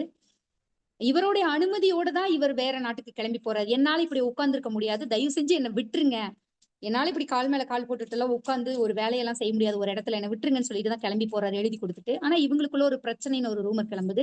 அப்ப காங்கோ போறாரு. ஆனாலும் பிடல் காஸ்ட்ரோ தொடர்ந்து சொல்லிட்டே இருக்கிறாரு, இல்ல நீ வந்துரு, போதும், நீ தேவை அப்படின்னு சொல்லிக்கிட்டே இருக்கு. ஆனாலும் தன்னால் அப்படி இருக்க முடியாதுன்னு அப்படியான ஆள் இல்லைன்னு சொல்லிட்டு பொலிவிய போறாரு. அங்கதான் ஒரு இடத்துல அவரை பிடிச்சிடுறாங்க. படை வந்து அவரை பிடிச்சிருத ஒரு பள்ளிக்கூடத்துல அடைச்சு வைக்கிறாங்க. இந்த இடம் தான் நீ அல்லவா மனுஷ அப்படின்னு தோன்ற இடம் இதுதான். கடைசியில சுட்டு கொள்ற நேரம். அதுக்கு முன்னாடி ஒரு தாதி பெண், ஒரு பெண் கொண்டு வந்து ஒரு சாப்பாடு கொஞ்சம் கொண்டு வந்து கொடுக்க வர்றாங்க. இந்த இடம் எது அப்படின்னு கேக்குறாரு. அந்த இடம் ரொம்ப இடிஞ்சு போய் நூலாம்படையெல்லாம் தொங்கி ஒரு மாதிரி இருக்கு. அது பார்த்தோன்னா இது எந்த இடம் அப்படின்னு கேக்குறாரு. அப்ப கேட்கும்போது அந்த இடத்த வந்து அவர் சொல்றாரு, எந்த இடம்னா பள்ளிக்கூடம் இது அப்படின்னு சொல்றாங்க. அந்த அம்மா சொல்றாங்க, ஐயோ என்ன பள்ளிக்கூடம் இவ்வளவு மோசமா இருக்குது, ஏன்னா கியூபா விடுதலை அடைஞ்ச பின்னாடி வந்த முதல் வெற்றியே அவங்களுக்கு ரொம்ப அந்த சதவீதம் எனக்கு மறந்துருச்சு, கிட்டத்தட்ட ஒரு 10-15% இருந்த கல்விய 90% மேல கொண்டு வந்தாங்க. கல்வி ஒரு மனுஷனுக்கு அடித்தளம், அது ரொம்ப முக்கியம்னு சொல்லி கல்வியில தான் பெரும் புரட்சி முதல்ல ஏற்படுச்சு கியூபாவில. அப்போ இன்றைக்கும் கியூபாவில மருத்துவமும் கல்வியும் இலவசம். அப்போ இப்படியான ஒரு நாடு, அப்போ கல்வி எவ்வளவு முக்கியம் இந்த மனிதர்களுக்கு அப்படின்னு சொல்லி அவர் சொல்றாரு. கண்டிப்பா இந்த என்னுடைய புரட்சி படை ஜெயிக்கும், ஜெயிச்சதுக்கு அப்புறம் இந்த பள்ளிக்கூடத்தை சீரமைச்சு கொடுக்குறேன் அப்படின்னு சொல்றாரு. அந்த இடம் தான் வந்து அந்த அந்த இடத்த படிக்கும்போதுதான் தோணுச்சு, நீ ஒரு போராளியாக மட்டும் இல்ல, ஒரு குழந்தையினுடைய கல்வியை பற்றி அந்த நேரத்தில் இறக்கும் தருவாயிலும் சிந்தித்த ஒரு மனிதர் அப்படிங்கிறதையும், இதெல்லாம் தான் இன்றைக்கும் உலகம் உன்னை நினைவு வைத்திருக்கும் மிக முக்கியமான காரணமோ அப்படின்னு சொல்லி எனக்குள்ள தோணுன விஷயமா நான் நினைக்கிறேன். அப்ப அதன் பிறகு சுட்டுக் கொல்லப்படுறார். இதுதான் வந்து அவருடைய வாழ்க்கை. இதனால்தான் அவர் கொண்டாடப்படுகிறார். அவர் தன்னுடைய நாட்டுக்காக போராடவில்லை, போராடி முடித்து பதவி கிடைத்தும் அங்கு இருக்கவில்லை, வேறொரு நாட்டுக்கு கிளம்பி போகிறார், அங்கும் போராடுகிறார், எதையும் பொருட்படுத்தாமல், உடல்நிலையையும் பொருட்படுத்தாமல். இதுதான் அவரை இன்றும் கொண்டாட மிக முக்கியமான காரணமாக நான் நினைக்கிறேன். உலகத்தில் எவ்வளவு பேர் தோன்றி மறைந்தாலும் அவர்கள் செய்த செயல்கள்தான் அவர்களை இன்றும் நிலைநிறுத்தும் அப்படிங்கிறதுக்கு நம்ம சேகுவேரா ஒரு மிக முக்கியமான ஒரு என்ன சொல்ல அனுபவமா நம்ம கண்முன் நிக்கிறாரு அப்படின்னு சொல்லலாம். சோ இன்னும் இது வந்து ஒரு ஷார்ட் நோட் சேகுவேராவை பத்தி அப்படின்னு சொல்லலாம். ரொம்ப ஷார்ட்டா கொடுத்த விஷயங்கள். இவருடைய வாழ்க்கைய 2-3 புத்தகங்களை நான் படிச்சிருக்கேன் தொடர்ந்து. இந்த புரட்சி, பிடல் காஸ்ட்ரோவோட வாழ்க்கை, இவரோட வாழ்க்கையெல்லாம் படிக்கும்போது எனக்கு தோணுது என்ன அப்படின்னா, ஏதோ ஒரு வகையில நம்ம வாழ்ற வாழ்க்கையில சமூகத்திற்கு ஏதோ ஒரு இடத்துல ஒரு சிறு பங்கேனும் நம்மளால முடிஞ்ச ஒரு சிறு துரும்பையாவது சமூகத்திற்காக செஞ்சிடணும் அப்படிங்கிறதான். இதுதான் ஒருவருடைய வாழ்க்கை வரலாறு ஏற்படுத்தக்கூடிய மாற்றம். பின்னால நம்மளுடைய வாழ்க்கை வரலாறு என்ன, இந்த மனுஷன் ஏதோ ஒண்ணு பண்ணியிருக்கான் அப்படின்னு சொல்லி நம்ம வாழ்க்கை வரலாறு அதை மாத்தணும். தனக்காக, தன் குடும்பத்திற்காக ஓடி ஓடி உழைத்ததை தாண்டி சமூகத்திற்காக ஏதோ ஒன்று செய்ய வேண்டும் அப்படிங்கிற ஒரு மிகப்பெரிய ஒரு புரிதலை சேகுவேரா ஏற்படுத்தியிருக்காரு. சோ இன்றைய நாள்ல எனக்கு பேச வாய்ப்பளித்த, தொடர்ந்து ஒவ்வொரு தடவையும் வாய்ப்பளித்திருக்கீங்க, ஒவ்வொரு தடவையும் கதை கூற வருவேன். இந்த முறை நான் கேட்டேன், நான் சேகுவேராவை பத்தி பேசணும் அப்படின்னு சொன்ன உடனேயும் சரின்னு ஒத்துக்கிட்டு திருக்குறள், காமராஜ் ஐயாவாகட்டும், இங்கே கலந்திருக்கிற அத்தனை பேரும், நீதியரசர் ஐயா கூட என்னுடைய புத்தகத்தை வாசிச்சுட்டு, ஆகிருதி புத்தகத்தை வாசிச்சுட்டு எனக்கு எழுதி அனுப்பிச்சிருந்தாரு அதை பத்தின விமர்சனம். சோ அதற்கும் நன்றி. மொத்தமாக இங்கு குழந்தைகள் தொடர்ந்து பங்கேற்று வருகிறார்கள். சோ அது வந்து ரொம்ப ரொம்ப முக்கியம். ஒரு நிகழ்வுல குழந்தைகளை தொடர்ந்து பங்கேற்க வைப்பது. எனக்கு இப்போ தெரிகிற சில முகங்கள் அப்படின்னு சொல்லலாம், பிரம்மநாயம் ஐயா, சாமிநாதன் ஐயா, அப்புறம் நீதியரசர் ஐயா, சீர்காழி ஐயா, அம்மா அன்னபூரணி அம்மா, குணமதி, இவங்க எமிமாள், இவங்க எல்லாம் தான் என் கண்ணுக்கு, குரல் அரசி சுவாதி, சோ ஜானகி, இவங்க எல்லாம் என் கண்ணுக்கு இப்ப தெரியறாங்க. சோ அவங்க அத்தனை பேருக்கும் வலைத்தமிழ் நிறுவனம் அத்தனை பேருக்கும், கவனித்துக் கொண்டிருந்த அத்தனை பேருக்கும் நெஞ்சார்ந்த நன்றி.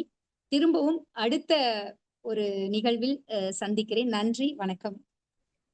சிறப்பாக உரையாற்றிய அம்மாக்களுக்கு மனமார்ந்த நன்றி தெரிவித்துக் கொள்கின்றோம். நன்றி அம்மா. வாழ்த்துறை வழங்குவதற்கு நல்கூட்டு வரவேற்கும் முறையில் நீதியரசர் நடராஜன் ஐயாக்களை அன்று அழைக்கின்றோம். இதன் தயாரில் இருக்குமாறு திருக்குறள் காமராஜர் ஐயாக்களை அன்று கேட்டுக்கொள்கின்றோம். அனைவருக்கும் வணக்கம். இன்று நமது கலந்துரையாடுவோம் பேரவையில் சிறப்பு விருந்தினர் சரிதா ஜோ அவர்கள் ஏன் இன்னும் சேகுவாரா பேசப்படுகிறார் என்ற தலைப்பில் உரையாற்றினார். சரிதா ஜோ அவர்கள் கதை சொல்லி என்றுதான் நான் இன்று வரை நினைத்து கொண்டிருந்தேன். ஆனால் இன்று அவர் கதை சொல்லவில்லை, நம் மனதிலே விதையை விதைத்துவிட்டு சென்றிருக்கிறார். ஒரு உலகம் போற்றும் ஒரு சமூக புரட்சியாளர் சேகுவாராவை பற்றி நம் முன்னே கொண்டு வந்து நிறுத்தி இருக்கிறார். அவருடைய போராட்டங்கள் எத்தகையவை என்பதையெல்லாம் அவர் நமக்கு அப்படியே படம் பிடித்து காட்டியிருக்கிறார். அவர் புத்தகங்கள் அதிகம் படிப்பவர் என்று சொன்னார். புத்தகங்கள் அதிகம் வாசிப்பதால் மக்களுடைய சிந்தனை எவ்வாறு சிறப்பாக விளங்கும் என்பதற்கு சேகுவாரா ஒரு எடுத்துக்காட்டு என்றே நாம் கருதி கொள்ளலாம்.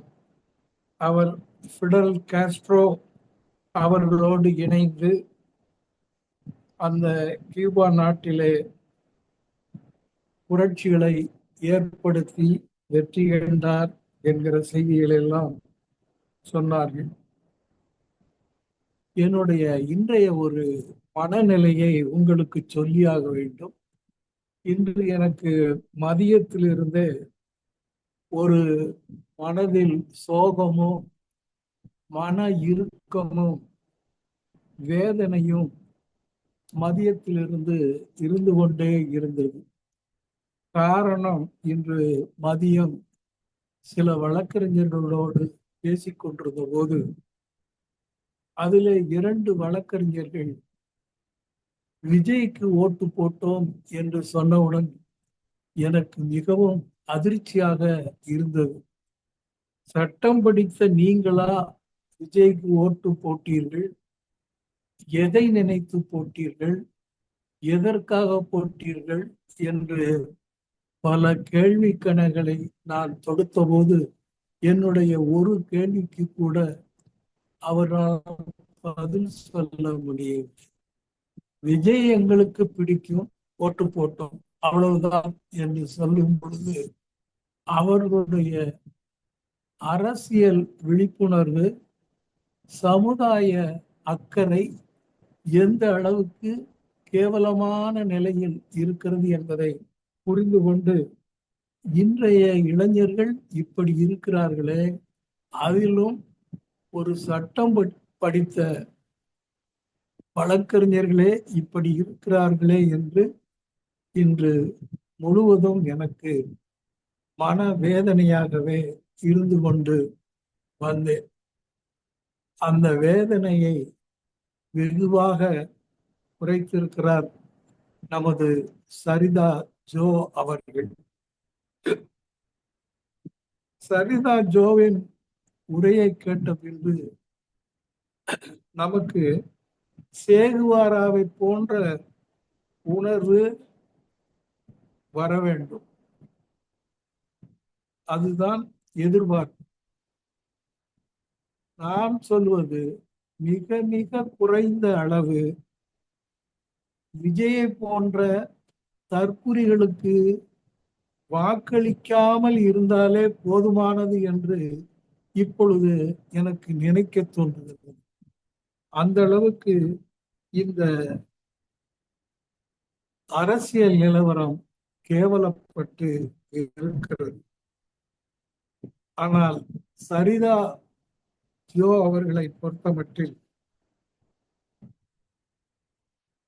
அவர் கூறினார், ஒரு சிறு துரும்பையாவது நாம் சமுதாயத்திற்கு தர வேண்டும் என்று ஒரு கருத்தை வெளியிட்டார். இந்த ஒரு சமுதாய உணர்வு என்பது சரிதா ஜோவை போன்றவர்களுக்கு இருக்கிறதே என்கிற அந்த மகிழ்ச்சியில் என்னுடைய மதியம் எனக்கு ஏற்பட்ட அந்த மனவேதனை பறந்து போய்விட்டது என்றே சொல்லுகிறேன். நான் இன்று சொல்லுகிறேன், இளைஞர் சமுதாயத்தில் பல சரிதா ஜோக்கள் வர வேண்டும் வர வேண்டும் வர வேண்டும் என்று வேண்டிக் கொண்டு சரிதா ஜோ அவர்களை நான் வாயார மனதார வாழ்த்துகிறேன். நன்றி, வணக்கம்.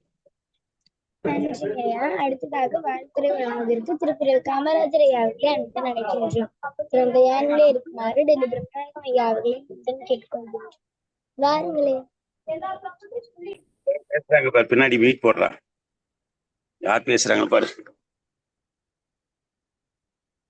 சொலல் வல்லன் சோர்வில்லன் அஞ்சானா பண்ண இகல் வல்லல் யாருக்கு மாறி.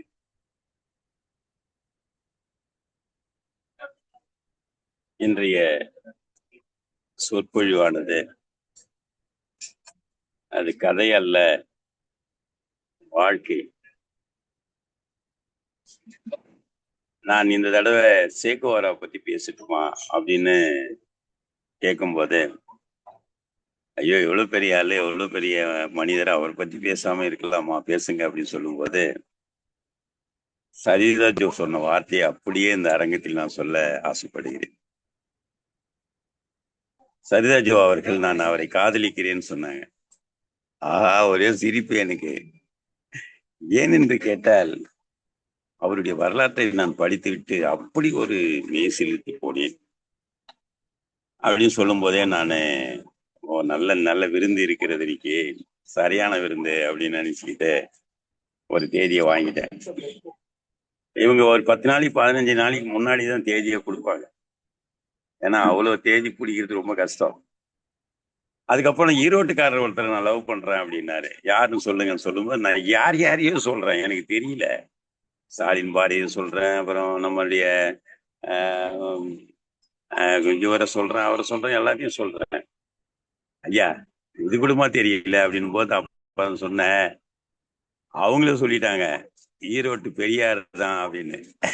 அடாடாடாடா, பெரியார் எனக்கு தாடி வச்சு பெரியாருன்னு மறந்துட்டு பத்தியா ஈரோட்டுக்காரர் அப்படின்னு நினைச்சுக்கிட்டு, அதுக்கப்புறம் சேக்குவாராவை பத்தி கண்டிப்பாக நீங்கள் பேசுங்கள் என்று சொன்னேன். ஆனால் சேக்குவாரனுடைய நிறைய நமக்கே அறியப்படாத செய்திகளை எல்லாம் எடுத்து 1928ஆம் ஆண்டு அக்டோபர் 9ஆம் தேதி 1967 இது வரைக்கும் ஒரு சோசியலிச புரட்சியாளர், மருத்துவர், மார்க்சியவாதி, அரசியல்வாதி, கியூபா மற்றும் பல நாடுகளில் கோங்கோ மேற்கொண்டு உள்ள புரட்சிகள் பங்கு பெற்ற போராளி என பல முகங்களை கொண்டவர். அப்படிப்பட்டவர். அவரை பற்றி நிறைய விடயங்களை நமக்கு எல்லாம் எடுத்து சொல்லி, சேக்குவாரா பொது உடைமை நாடுகளில், ஐக்கிய நாடுகளில் உயர்ந்த மனித வளர்ச்சி சுதந்திர தரவரிசையில் நாடாக இன்று விளங்குகிறது என்று சொன்னால், அதுக்கு சுகாதாரம், கல்வித்துறையில் மிக உயர்ந்த நிலையில் உள்ளது. அதன் குழந்தை இறப்பு விகிதம் சில வளர்ந்த நாடுகளை விட குறைவாக உள்ளது. மக்களின் சராசரி வாழ்நாள் 78 ஆண்டுகளாகும். கியூபாவில் ஒவ்வொரு மட்டத்திலும் இலவச கல்வி வழங்குவதில் தான் காரணமாக 99.8% எழுத்தறிவு விகிதத்தை கொண்டுள்ளது. அதுக்கெல்லாம் காரணம் அவர் விடுதலை வாங்கி கொடுத்தார். அந்த இது மட்டுமல்ல, அவருடைய வாழ்க்கையினுடைய எல்லா விடயங்களையும் எடுத்து சென்று ஐயா அவர்கள் மிக சிறப்பான ஒரு இடத்தை பிடித்து நம்முடைய அவர் வாசிக்கிற விதமே வேற மாதிரி இருக்கும். நம்முடைய சரிதா அவர்கள் வாசிக்கிற விதமே வேற மாதிரி. இந்த மாதிரி கதையை சிறப்பாக சொல்லி எல்லார் மண்ணிலும் இடம் பெற்றிருக்கிறார் என்பதை சொல்லி, சரிதா அவர்கள் எப்போது கூப்பிட்டாலும் என்ன ஒண்ணு, அம்மா வீட்டுக்கு சென்று விட்டால் அங்கே மழை இருக்கிறது, அங்கே எனக்கு இணையம் கிடைக்காதையா அப்படின்னு சொல்லிட்டு தள்ளுவாங்களே தவிர, மற்ற நேரத்துல என்னுடைய தாய் வீடு நீங்க எப்போ கூப்பிட்டாலும் நான் பேசுவேன், அதுக்காக எந்த விதமான இதுவும் எனக்கு இல்லை, நான் கண்டிப்பா வருவேன் அப்படின்னு சொன்னாங்க. அது மாதிரி இன்னைக்கு ஒரு நல்ல பேச்சு, அருமையான பேச்சு. அவர்களுக்கு என்னுடைய வாழ்த்துக்களையும் பாராட்டுகளையும் சொல்லி நிறைவு செய்கிறேன். நன்றி, வணக்கம், வாழ்த்துக்கள், மகிழ்ச்சி. நன்றிங்க ஐயா. அடுத்ததாக வாழ்த்துரை வழங்குவதற்கு டெல்லி பிரம்மநாயகம் அவர்களே அன்பன் அழைக்கின்றோம். சிறந்த யானிலே இருக்குமாறு ஸ்ரீகள் செல்வராஜ் அவர்களே அன்பன் கேட்டுக்கொள்கிறோம். பாருங்களை அழைத்ததற்கு நன்றி. குரல் அமுது. எங்கள் வாழ்வும் எங்கள் வளமும் மங்காத தமிழ் சங்கே முழங்க. இன்றைய சிறப்பு அழைப்பாளர் இன்றைய நிகழ்வை நெகிழ்வாக்கினார். விதைத்தவன் உறங்கினாலும் விதை ஒருபோதும் உறங்குவதில்லை என்ற செய்குவாரின் வரிகள் வேறொரு குரலை கூட இங்கே சொல்லலாம். தக்கார் தகவிலர் என்பது அவரவர் எச்சத்தார் காணப்படும். ஒருவர் தகுதியாளர், மற்றவர் தகுதியற்றவர் என்று உரைப்பது எல்லாம் அவரது எஞ்சி நிற்கும் புகழும் பழியும் என்பவற்றால் காணப்படும். அதுபோல தோன்றின் புகழோடு தோன்றுக என்று வள்ளுவரின் தத்துவத்திற்கு ஏற்ப வாழ்க்கையில் வாழ்ந்தவர்கள் வெகு சிலரே. அதில் நிச்சயம் செய்குவரா அவர்களின் பெயரும் இடம்பெறும். வாழ்ந்தாலும் சிலரை போல வாழ வேண்டும், மடிந்தாலும் சிலரை போல மடிய வேண்டும் என்பார்கள். அந்த இரண்டிலுமே சேகுவாராவின் பெயர் நிச்சயம் இடம்பெறும். மக்களுக்கான ஒரு பொது வாழ்க்கையை வீரராக தன்னுடைய மரணத்தையும் பெற்றவர் சேகுவரா. மிகப்பெரிய ஒரு புரட்சியாளர். ஒரு சேகுவராவை பற்றிய ஒரு அரிய பல தகவல்களை மிக அருமையாகவும் அழகாகவும் நம்முடைய வழக்கமான பாணியில் இங்கு எடுத்துரைத்த இன்றைய சிறப்பு அழைப்பாளர் சகோதரி சரிதா ஜோ அவர்களுக்கு கலந்துரையாடும் பேரவையின் சார்பாக வாழ்த்துக்களையும் பாராட்டுகளையும் தெரிவிப்பதில் மிகுந்த மகிழ்ச்சி கொள்கிறோம். நன்றி, வணக்கம். நன்றி ஐயா. அடுத்ததாக வாழ்த்துரை வழங்குவதற்கு செல்வராஜ் அவர்களே அன்பன் அழைக்கின்றோம். சிறந்த யானிலே இருக்குமாறு ஜானகி அம்மாவே அன்பன் கேட்டுக்கொள்கின்றோம். பாருங்கள். இன்றைய என்றுமே கதை சொல்லிக் கொண்டிருக்கின்ற நமது சரிதா ஜோ அவர்களை எப்படி பாராட்டுவது என்று புரியவில்லை. சரிதா ஜோ அவர்கள் அவர் பேசும்போது நிறைய சொற்களை கொஞ்சம் ஒரு நிமிடத்துல நிறைய சொல்லிடுவார். படபடவுடன் அப்படியே மின்னல் வேகத்துல அப்படியே அருமையா பேசுவாங்க. இங்க சீன பெண்கள் இப்படிதான் பேசுவாங்க. கொஞ்ச நேரத்துல நிறைய சொற்கள் கொண்டு வந்து தருவாங்க. அவங்க அது அவங்களுடைய மொழியில அது மாதிரி ஒரு அந்த அவங்க மொழியில மாதிரி உண்டு. குழந்தையிலே, சின்ன குழந்தையிலேயே அது மாதிரி பயிற்சி. ஆக இவர் நமக்கு கிடைத்த பொக்கிஷம் சரிதா ஜோ அவர்கள். நான் இப்ப எங்க இருக்குன்னு தெரியுங்களா? நான் கியூபாவில் இருக்கிறேன். இப்போ கியூபாவில் சேகுவாருடைய அந்த மியூசியத்துக்கு முன்னாடி இப்படி இருக்கிறேன். இப்போ இந்த சேகுவார் அவர் அவரை அவரை அந்த எக்ஸிக்யூட் பண்றாங்க. அதை அந்த யுஎஸ் ஆர்மியும் சேர்ந்து பொலிவியால, அது தென் அமெரிக்காவில். அங்கிருந்து கிட்டத்தட்ட 97 அவருடைய அந்த உடலை, அந்த பாகங்களை கொண்டு திரும்ப பரியல் பண்ணியிருக்காங்க. அது 22 அடி உயரத்துல மிகப்பெரிய ஒரு அந்த சிலையை அங்க அமைச்சிருக்காங்க.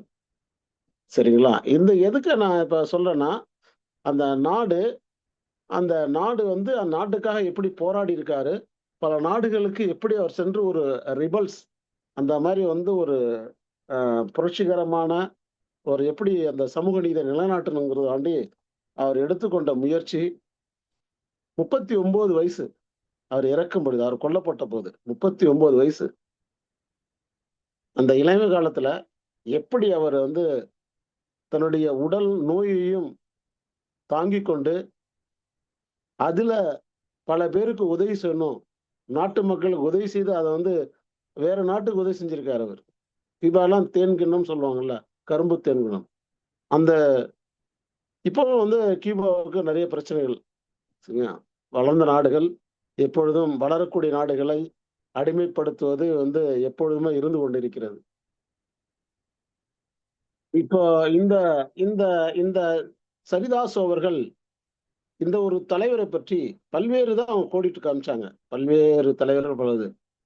இந்த சேகுவாரை பற்றிய மிக மிக அருமையாக அதை எடுத்து சொன்ன விதம், இந்த உணர்வுபூர்வமான அந்த பேச்சு, அது எப்படி உள்வாங்க வேண்டும் என்பது மாணவர்களிடத்துல தான் இருக்கிறது.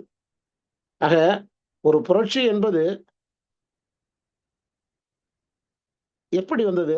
நமது இந்த மெரினா பீச்ல ஒரு புரட்சி உண்டாக்குனாங்க மாணவர்கள். அப்போ அந்த அந்த கட்டுக்கடங்காத கூட்டம் பல நாட்கள் அவங்க அப்படியே சாப்பிடாம கூட இருந்தாங்க. எப்படி அது ஒற்றுமை மாணவர்களுடைய நமது அந்த அந்த மாதிரியான புரட்சி எங்கு இருக்கிறதோ, ஒற்றுமை இருக்கிறதோ, அதாவது இப்ப காவிரி எல்லாம் நிகழ்ச்சி நிறைய பார்க்கிறோம். மேகதாதுல அணை கட்டுறாங்க அப்படின்னு. இன்னும் நம்ம சரியான அந்த ஒருங்கிணைக்கிறாங்க, ஒருங்கிணைகிறார்கள். அப்புறம் அப்படியே போட்டுறாங்க. தொடர்ந்து சில நேரத்துல மத்தியில் இருக்கிற அரசாங்கம் சரியா கண்டுகொள்வதில்லை. ஒரு முறையான தீர்வு கிடையாது. இந்த மாதிரி பிரச்சனைகள் தான் மக்களிடையே கொந்தளிக்க வைக்கிறது. இந்த மாதிரி பிரச்சனைகள் தான் பொது பிரச்சனைக்காக மக்கள் வெடிக்கும் பொழுது அது பெரிய புரட்சி ஆகிறது. ஆக இன்றைய தலைப்பு மிக அருமையான தலைப்பு.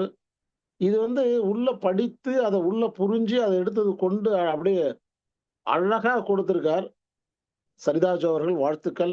இன்னும் நிறைய நீங்க சொல்லணும். சொல்ல நூல்களை படிப்பதற்கு சமமாக இருக்கிறது. பல நூல்களை படிப்பதற்கு மெத்த படித்த நீங்கள் இந்த இளைய சமூகத்தை மாற்றவும் செய்ய வேண்டும். உங்களுடைய பேச்சில் பல மாற்றங்கள் வரும். நன்றி, வணக்கம். செல்வராஜ், சிங்கப்பூரில் இருந்து. நன்றிங்க ஐயா. அடுத்ததாக வாழ்த்துறை உணவுக்கு ஜானகி அம்மாவர்களே அன்புடன் அழைக்கின்றோம். தயாரில் இருக்குமாறு கேட்டுக்கொள்கின்றோம். அனைவருக்கும் என்னுடைய இனிய மாலை வணக்கத்தை தெரிவித்துக் கொள்கிறேன். இன்று நம்முடைய சிறப்பு அழைப்பாளர் பேசிய பகுத்தறிவு கதையும் அந்த புரட்சியாளரின் கதையும் எனக்கு மிகவும் பிடித்திருந்தது. விழும் வேகத்தை விட எழும் வேகம் அதிகமாக இருந்தால், அதாவது வேகமாக அதிகமாக இருந்தால் தோற்கடிக்க அல்ல, உன்னை பார்க்கவே எவனும் பயப்படுவான் என்ற வார்த்தை இந்த இடத்திலே சொல்வதற்கு சரியாக இருக்கும் என்று நினைக்கிறேன். அதுபோல இந்த புரட்சியாளர்கள் எத்தனையோ பேர் பிறந்திருக்கிறாங்க. ஆனா வரலாற்று இடம் பிடிப்பவர்கள் யார் என்று கேட்டால், யாரெல்லாம் எதிர்த்து கேள்வி கேட்கிறார்களோ அவர்கள் மட்டுமே இடம் பிடிக்கிறார்கள். ஆனால் சமுதாயத்தில் யாரெல்லாம் எதிர்த்து கேட்கிறார்களோ அவர்களுக்கு எதிரிகள் தான் அதிகமாக இருக்கிறார்கள். இன்று கூட நான் ஒரு திரைப்படத்துக்கு சென்று வந்தேன். அதாவது 100 சாமி. அந்த திரைப்படத்தை பற்றி கூட ஐயா அவர்கள் அனுமதி கொடுத்தால் கண்டிப்பாக எல்லோரும் சேர்ந்து திறனாய்வு பண்ண வேண்டும். மிக ஒரு சமூகத்திற்கு ஏற்ற ஒரு கருத்தாக இருந்தது. இது ஒருவர் மட்டும் பேசாமல் உங்களுடைய கருத்து என்ன, என்னுடைய கருத்து என்ன என்று கேட்கும்படியான ஒரு அருமையான ஒரு திரைப்படம். படத்தின் பெயரில் வேணால் சாமி இருக்கலாம், ஆனால் எந்த இடத்திலுமே அங்க சாமி கருத்துகளில் வரவில்லை. அது எனக்கு மிகவும் பிடித்திருந்தது. பெண்களுக்கான ஒரு கதை. இந்த நோக்கில் ஒரு ஒரு தயாரிப்பாளர் யோசிக்கிறார் என்றால் மிகவும் பாராட்டத்தக்கதான ஒரு கதை. அதுபோல இன்று அம்மா பேசியது கூட அப்படித்தான் இருந்தது. ஆனால் சில இடங்களில் சகோதரியின் முகம் தெரியாமல் இருக்கும் பொழுது அந்த கதைக்கு கொஞ்சம் உயிர்ப்பு இல்லாதது போலே இருந்தது. ஆசையாக இருந்தவர்களை சொல்லும் போது பார்க்க வேண்டும் என்று. அடுத்தது பயணம் பண்ணுங்கள் அப்படின்ற வார்த்தை ரொம்ப அருமையான கதை. ஒவ்வொருத்தருமே நிறைய இடங்களுக்கு செல்லும் பொழுதுதான் அங்கு உள்ள மக்களோட வாழ்க்கையும் அவருடைய நாகரிகத்தையும் அவருடைய பழக்க வழக்கத்தையும் நாம் தெரிந்து கொள்ள முடியும். ஆனால் அனைவரும் பயணம் செய்வது முக்கியமான விஷயம். கியூபா சர்க்கரை கிண்ணம் என்று சொல்வார்கள். அது அங்கேயும் இப்படி ஒரு சுதந்திர போராட்டம் இருக்கிறது. அங்கேயும் பிற அதாவது சேகுவேரா போல நிறைய புரட்சியாளர்களும் இருந்து இது மாதிரி செய்திருக்கிறார்கள். கல்வி, மருத்துவம் இலவசமாக எங்கே கிடைக்கிறதோ அங்கே அந்த நாடு சிறப்பாகவும் மக்களும் சிறப்பாக இருப்பார்கள் என்ற கதை கேட்கும் போதே எனக்கு ஒரு நெகிழ்ச்சியை ஏற்படுத்தியது. அதே போல இது மாதிரி இந்த சோசியலிசம் நிறைஞ்ச கதைகளை நம்ம கேட்கும் பொழுது இங்க இருக்கக்கூடிய மாணவர்களுக்கும் ஆசிரியர்களுக்கும் சான்றோர்கள் அனைவருக்குமே ஒரு மனதிற்குள்ளே ஒரு துடிதுடிப்பு, ஒரு விறுவிறுப்பு வருகிறது. நன்றாக இருக்கிறது கதைகளை கேட்பதற்கு. இதுபோல் தொடர்ந்து அம்மா அவர்கள், சகோதரி அவர்கள், அம்மா என்று சொல்வதற்கு வயதில்லை, சகோதரி அவர்கள் நிறைய கதைகளை சொல்ல வேண்டும், எங்களை எல்லாம் வளர்த்தெடுக்க வேண்டும் என்று கேட்டுக்கொண்டு வாய்ப்புக்கு நன்றி கூறி இடம் சாருகிறேன். நன்றி, வணக்கம். நன்றிங்க அம்மா. அடுத்ததாக வாழ்த்துறை வழங்குவதற்கு ஸ்ரீ எமிமால் அம்மா அவர்களே அன்புடன் அழைக்கின்றோம். தயாரிலே இருக்குமாறு திருமதி அன்னபூர்ணி அம்மா அவர்களே அன்புடன் கேட்டுக்கொள்கின்றோம். அனைவருக்கும் வணக்கம். நமக்கு ரொம்ப பிடிச்சவங்க யாருன்னு கேட்டா நம்ம என்ன சொல்லுவோம்? அப்பா, அம்மா எல்லாம் சொல்லுவோம் இல்லையா? ஆனா எனக்கு ஆண்கள்ல பிடிச்சதுல அந்த வரிசையில பாத்தீங்கன்னா, எனக்கு ரொம்ப பிடிச்சவரு பிடல் காஸ்ட்ரோ. அதுக்கப்புறமா சேகுவாரா. யார் யார பிடிக்குமோ அவங்கள பத்தி என்ன புக்கெல்லாம் தேடி தேடி வச்சு உட்காந்து படிக்கிறது என்னோட பழக்கம். அதனால இத பத்தி நான் சொல்லணும் அப்படின்னா சேகுவாரெல்லாம் என் மனசுல இருக்கக்கூடிய ஒரு ஹீரோ. அவரை பத்தி என்ன சொல்றதுன்னே தெரியல. அவரு சொல்வார் ஒரு வார்த்தையில, போருக்கு செல்லும் போது ஆயுதம் இல்லைன்னா கூட பரவாயில்ல, ரொம்ப வீரனா இருக்கிறவங்க போர்லயே ஆயுதத்தை உருவாக்க முடியும் அப்படின்னு சொல்வாரு. அப்புறம் தட்டி பார்ப்போம், திறக்கலன்னா தகத்தெறிவும். நம்ம கேட்கிறோம், குடுக்கலன்னா என்ன பண்ணுவோம்? நம்மளே எடுத்துக்க வேண்டியதுதான் அப்படின்னு சொல்லு. அப்ப அவர் இன்னொரு வார்த்தை கூட சொல்வாரு, எனக்கு வேர்கள் கிடையாது, கால்கள் தான் இருக்கு அப்படின்னு சொல்வாரு. அப்புறம் நான் இறந்த பிறகு எனது துப்பாக்கியை தோழர்கள் எடுத்து செல்லலாம். ஆனா அதுல இருக்கிற தோட்டாக்கள் சீரிப்பாயும். அவர் சின்ன வயசுல இறந்துட்டாரு. ஆனா அவர் செஞ்ச சாதனை ரொம்ப என்ன சொல்றது, இப்ப அம்மா அது சொன்னாங்க இல்லையா சகோதரி, ஒவ்வொரு போராளியும் தன்னோட நாட்டுக்காக தான் போராடுவாங்க. ஆனா இவர் தன்னோட நாடு இல்லாம மற்ற எல்லாருக்காகவும் போராடக்கூடிய ஒரு மனசு ஒரு சிலருக்கு தான் கிடைக்கும். அந்த மாதிரி ஒரு போராளியில நம்ம என்ன பண்ணணும்னா வாழ்த்தணும், மனசார வாழ்த்தணும். ஆனா இவரை பத்தி எடுத்து சொன்ன சகோதரிக்கு என் மனமார்ந்த வாழ்த்துக்கள். உங்கள் உரை மிகவும் அருமையாக இருந்தது. வாய்ப்பு வழங்கிய அனைவருக்கும் என் நன்றியை தெரிவித்துக் கொள்கிறேன். நன்றி. நன்றிங்க அம்மா. அடுத்ததாக வாழ்த்துரை வழங்குவதற்கு திருமதி அன்னபூர்ணி அம்மார்களே என்று நினைக்கின்றோம். அழைத்ததற்கு நன்றி சுவாதி. நன்றி. இன்று சிறப்பு அழைப்பாளர் சரிதா ஜோ அவர்களுக்கு முதற்கண் என்னுடைய வணக்கம். சான்றோர் பெருமக்களுக்கும் குழந்தைகளுக்கும் என்னுடைய வணக்கம்.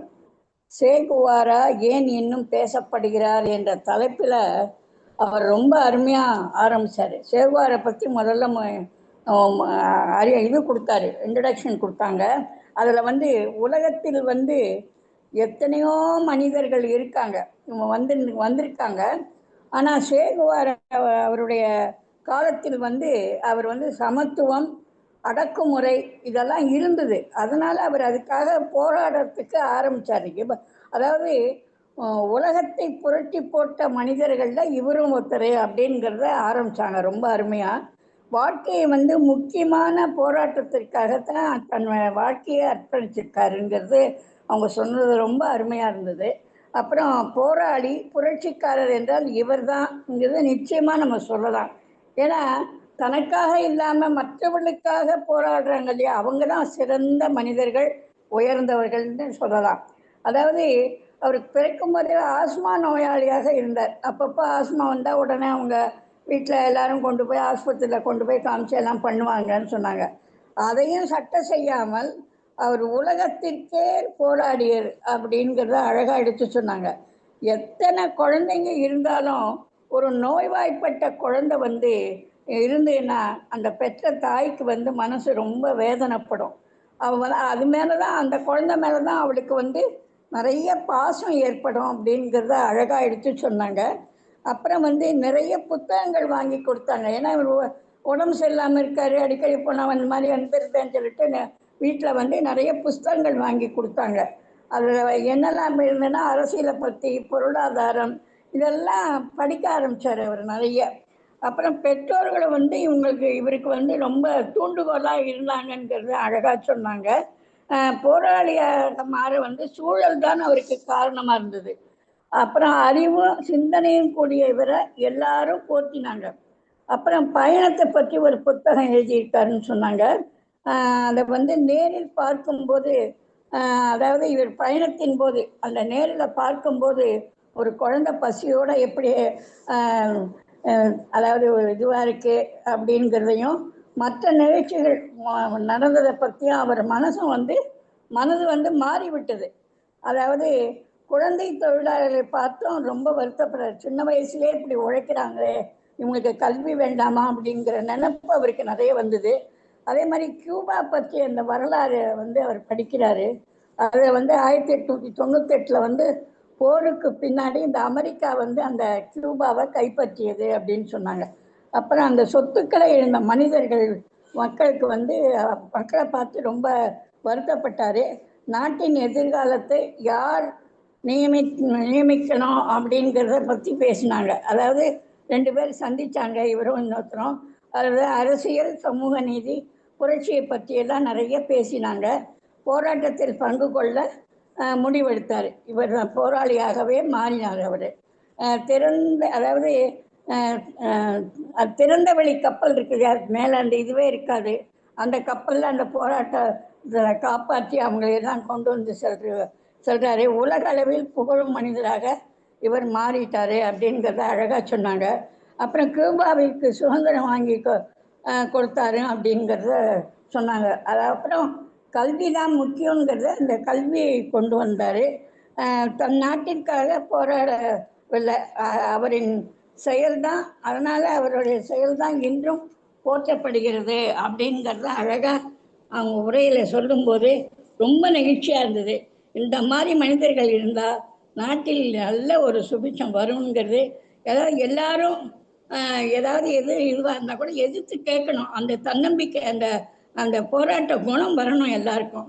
அவருடைய கதையை பார்க்கும்போது எல்லாருக்கும் மகிழ்ச்சியாக இருக்குது. எல்லாரும் இந்த மாதிரி குழந்தைகள் அந்த இதை படித்து எல்லாருமே பெருத்தியாருக்காக, மற்றவர்களுக்காக உதவி செய்யணுங்கிறது முக்கியமாக படுறது. அதனால் ரொம்ப அருமையாக பேசினாங்க. அம்மா அவர்களுக்கு என்னுடைய வாழ்த்துக்கள்.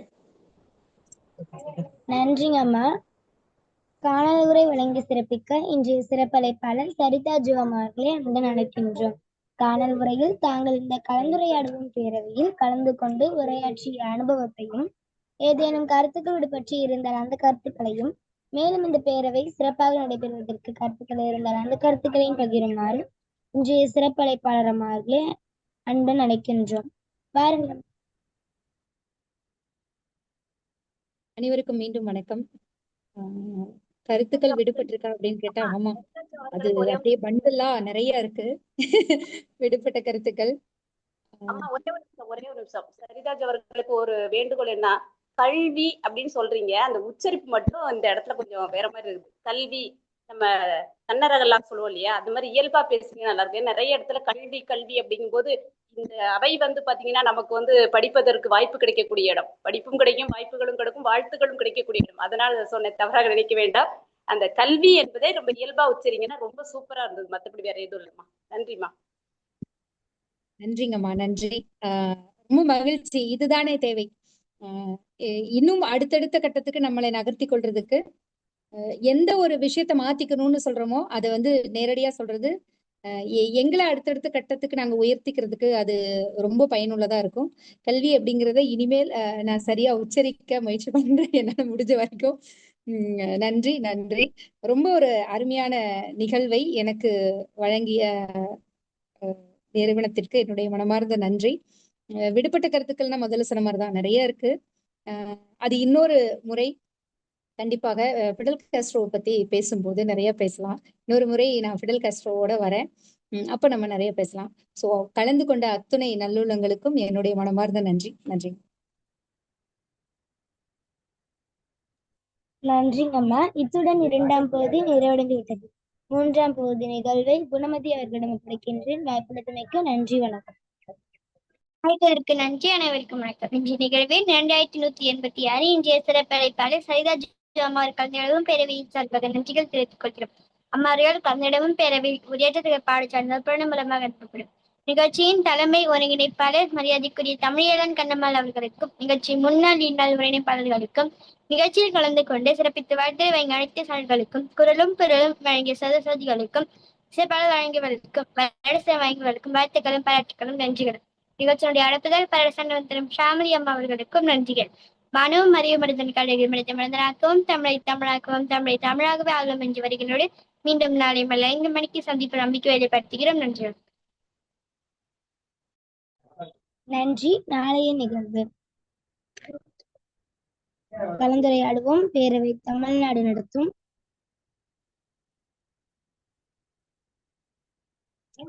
பயணத்திட்ட களம் நிகழ்வு எண் 2152, நாள் 17/5/2026.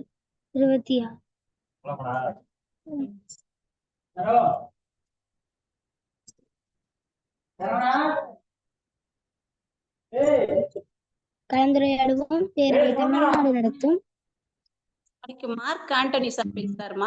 பதாகை மாறி போச்சு. ஐயா பதவி பயணத்திட்ட கலந்த நம்ம சிறப்பு அழைப்பாளர் வந்து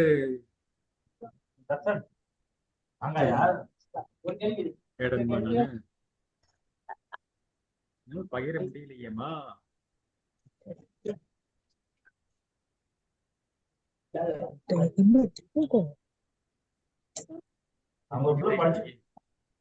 இணையத்திலே இருக்க நம்முடைய பிரபலம் ஐயா பத்தி கண்டிப்பா இன்னும் 10 வருஷத்துல பேசுவோம்னு நினைக்கிறேன். ஏன்னா சாட்லாம் பார்த்தா பயங்கரமா இருக்குது. பத்தி அருமையான கருத்துக்கள் ஐயா.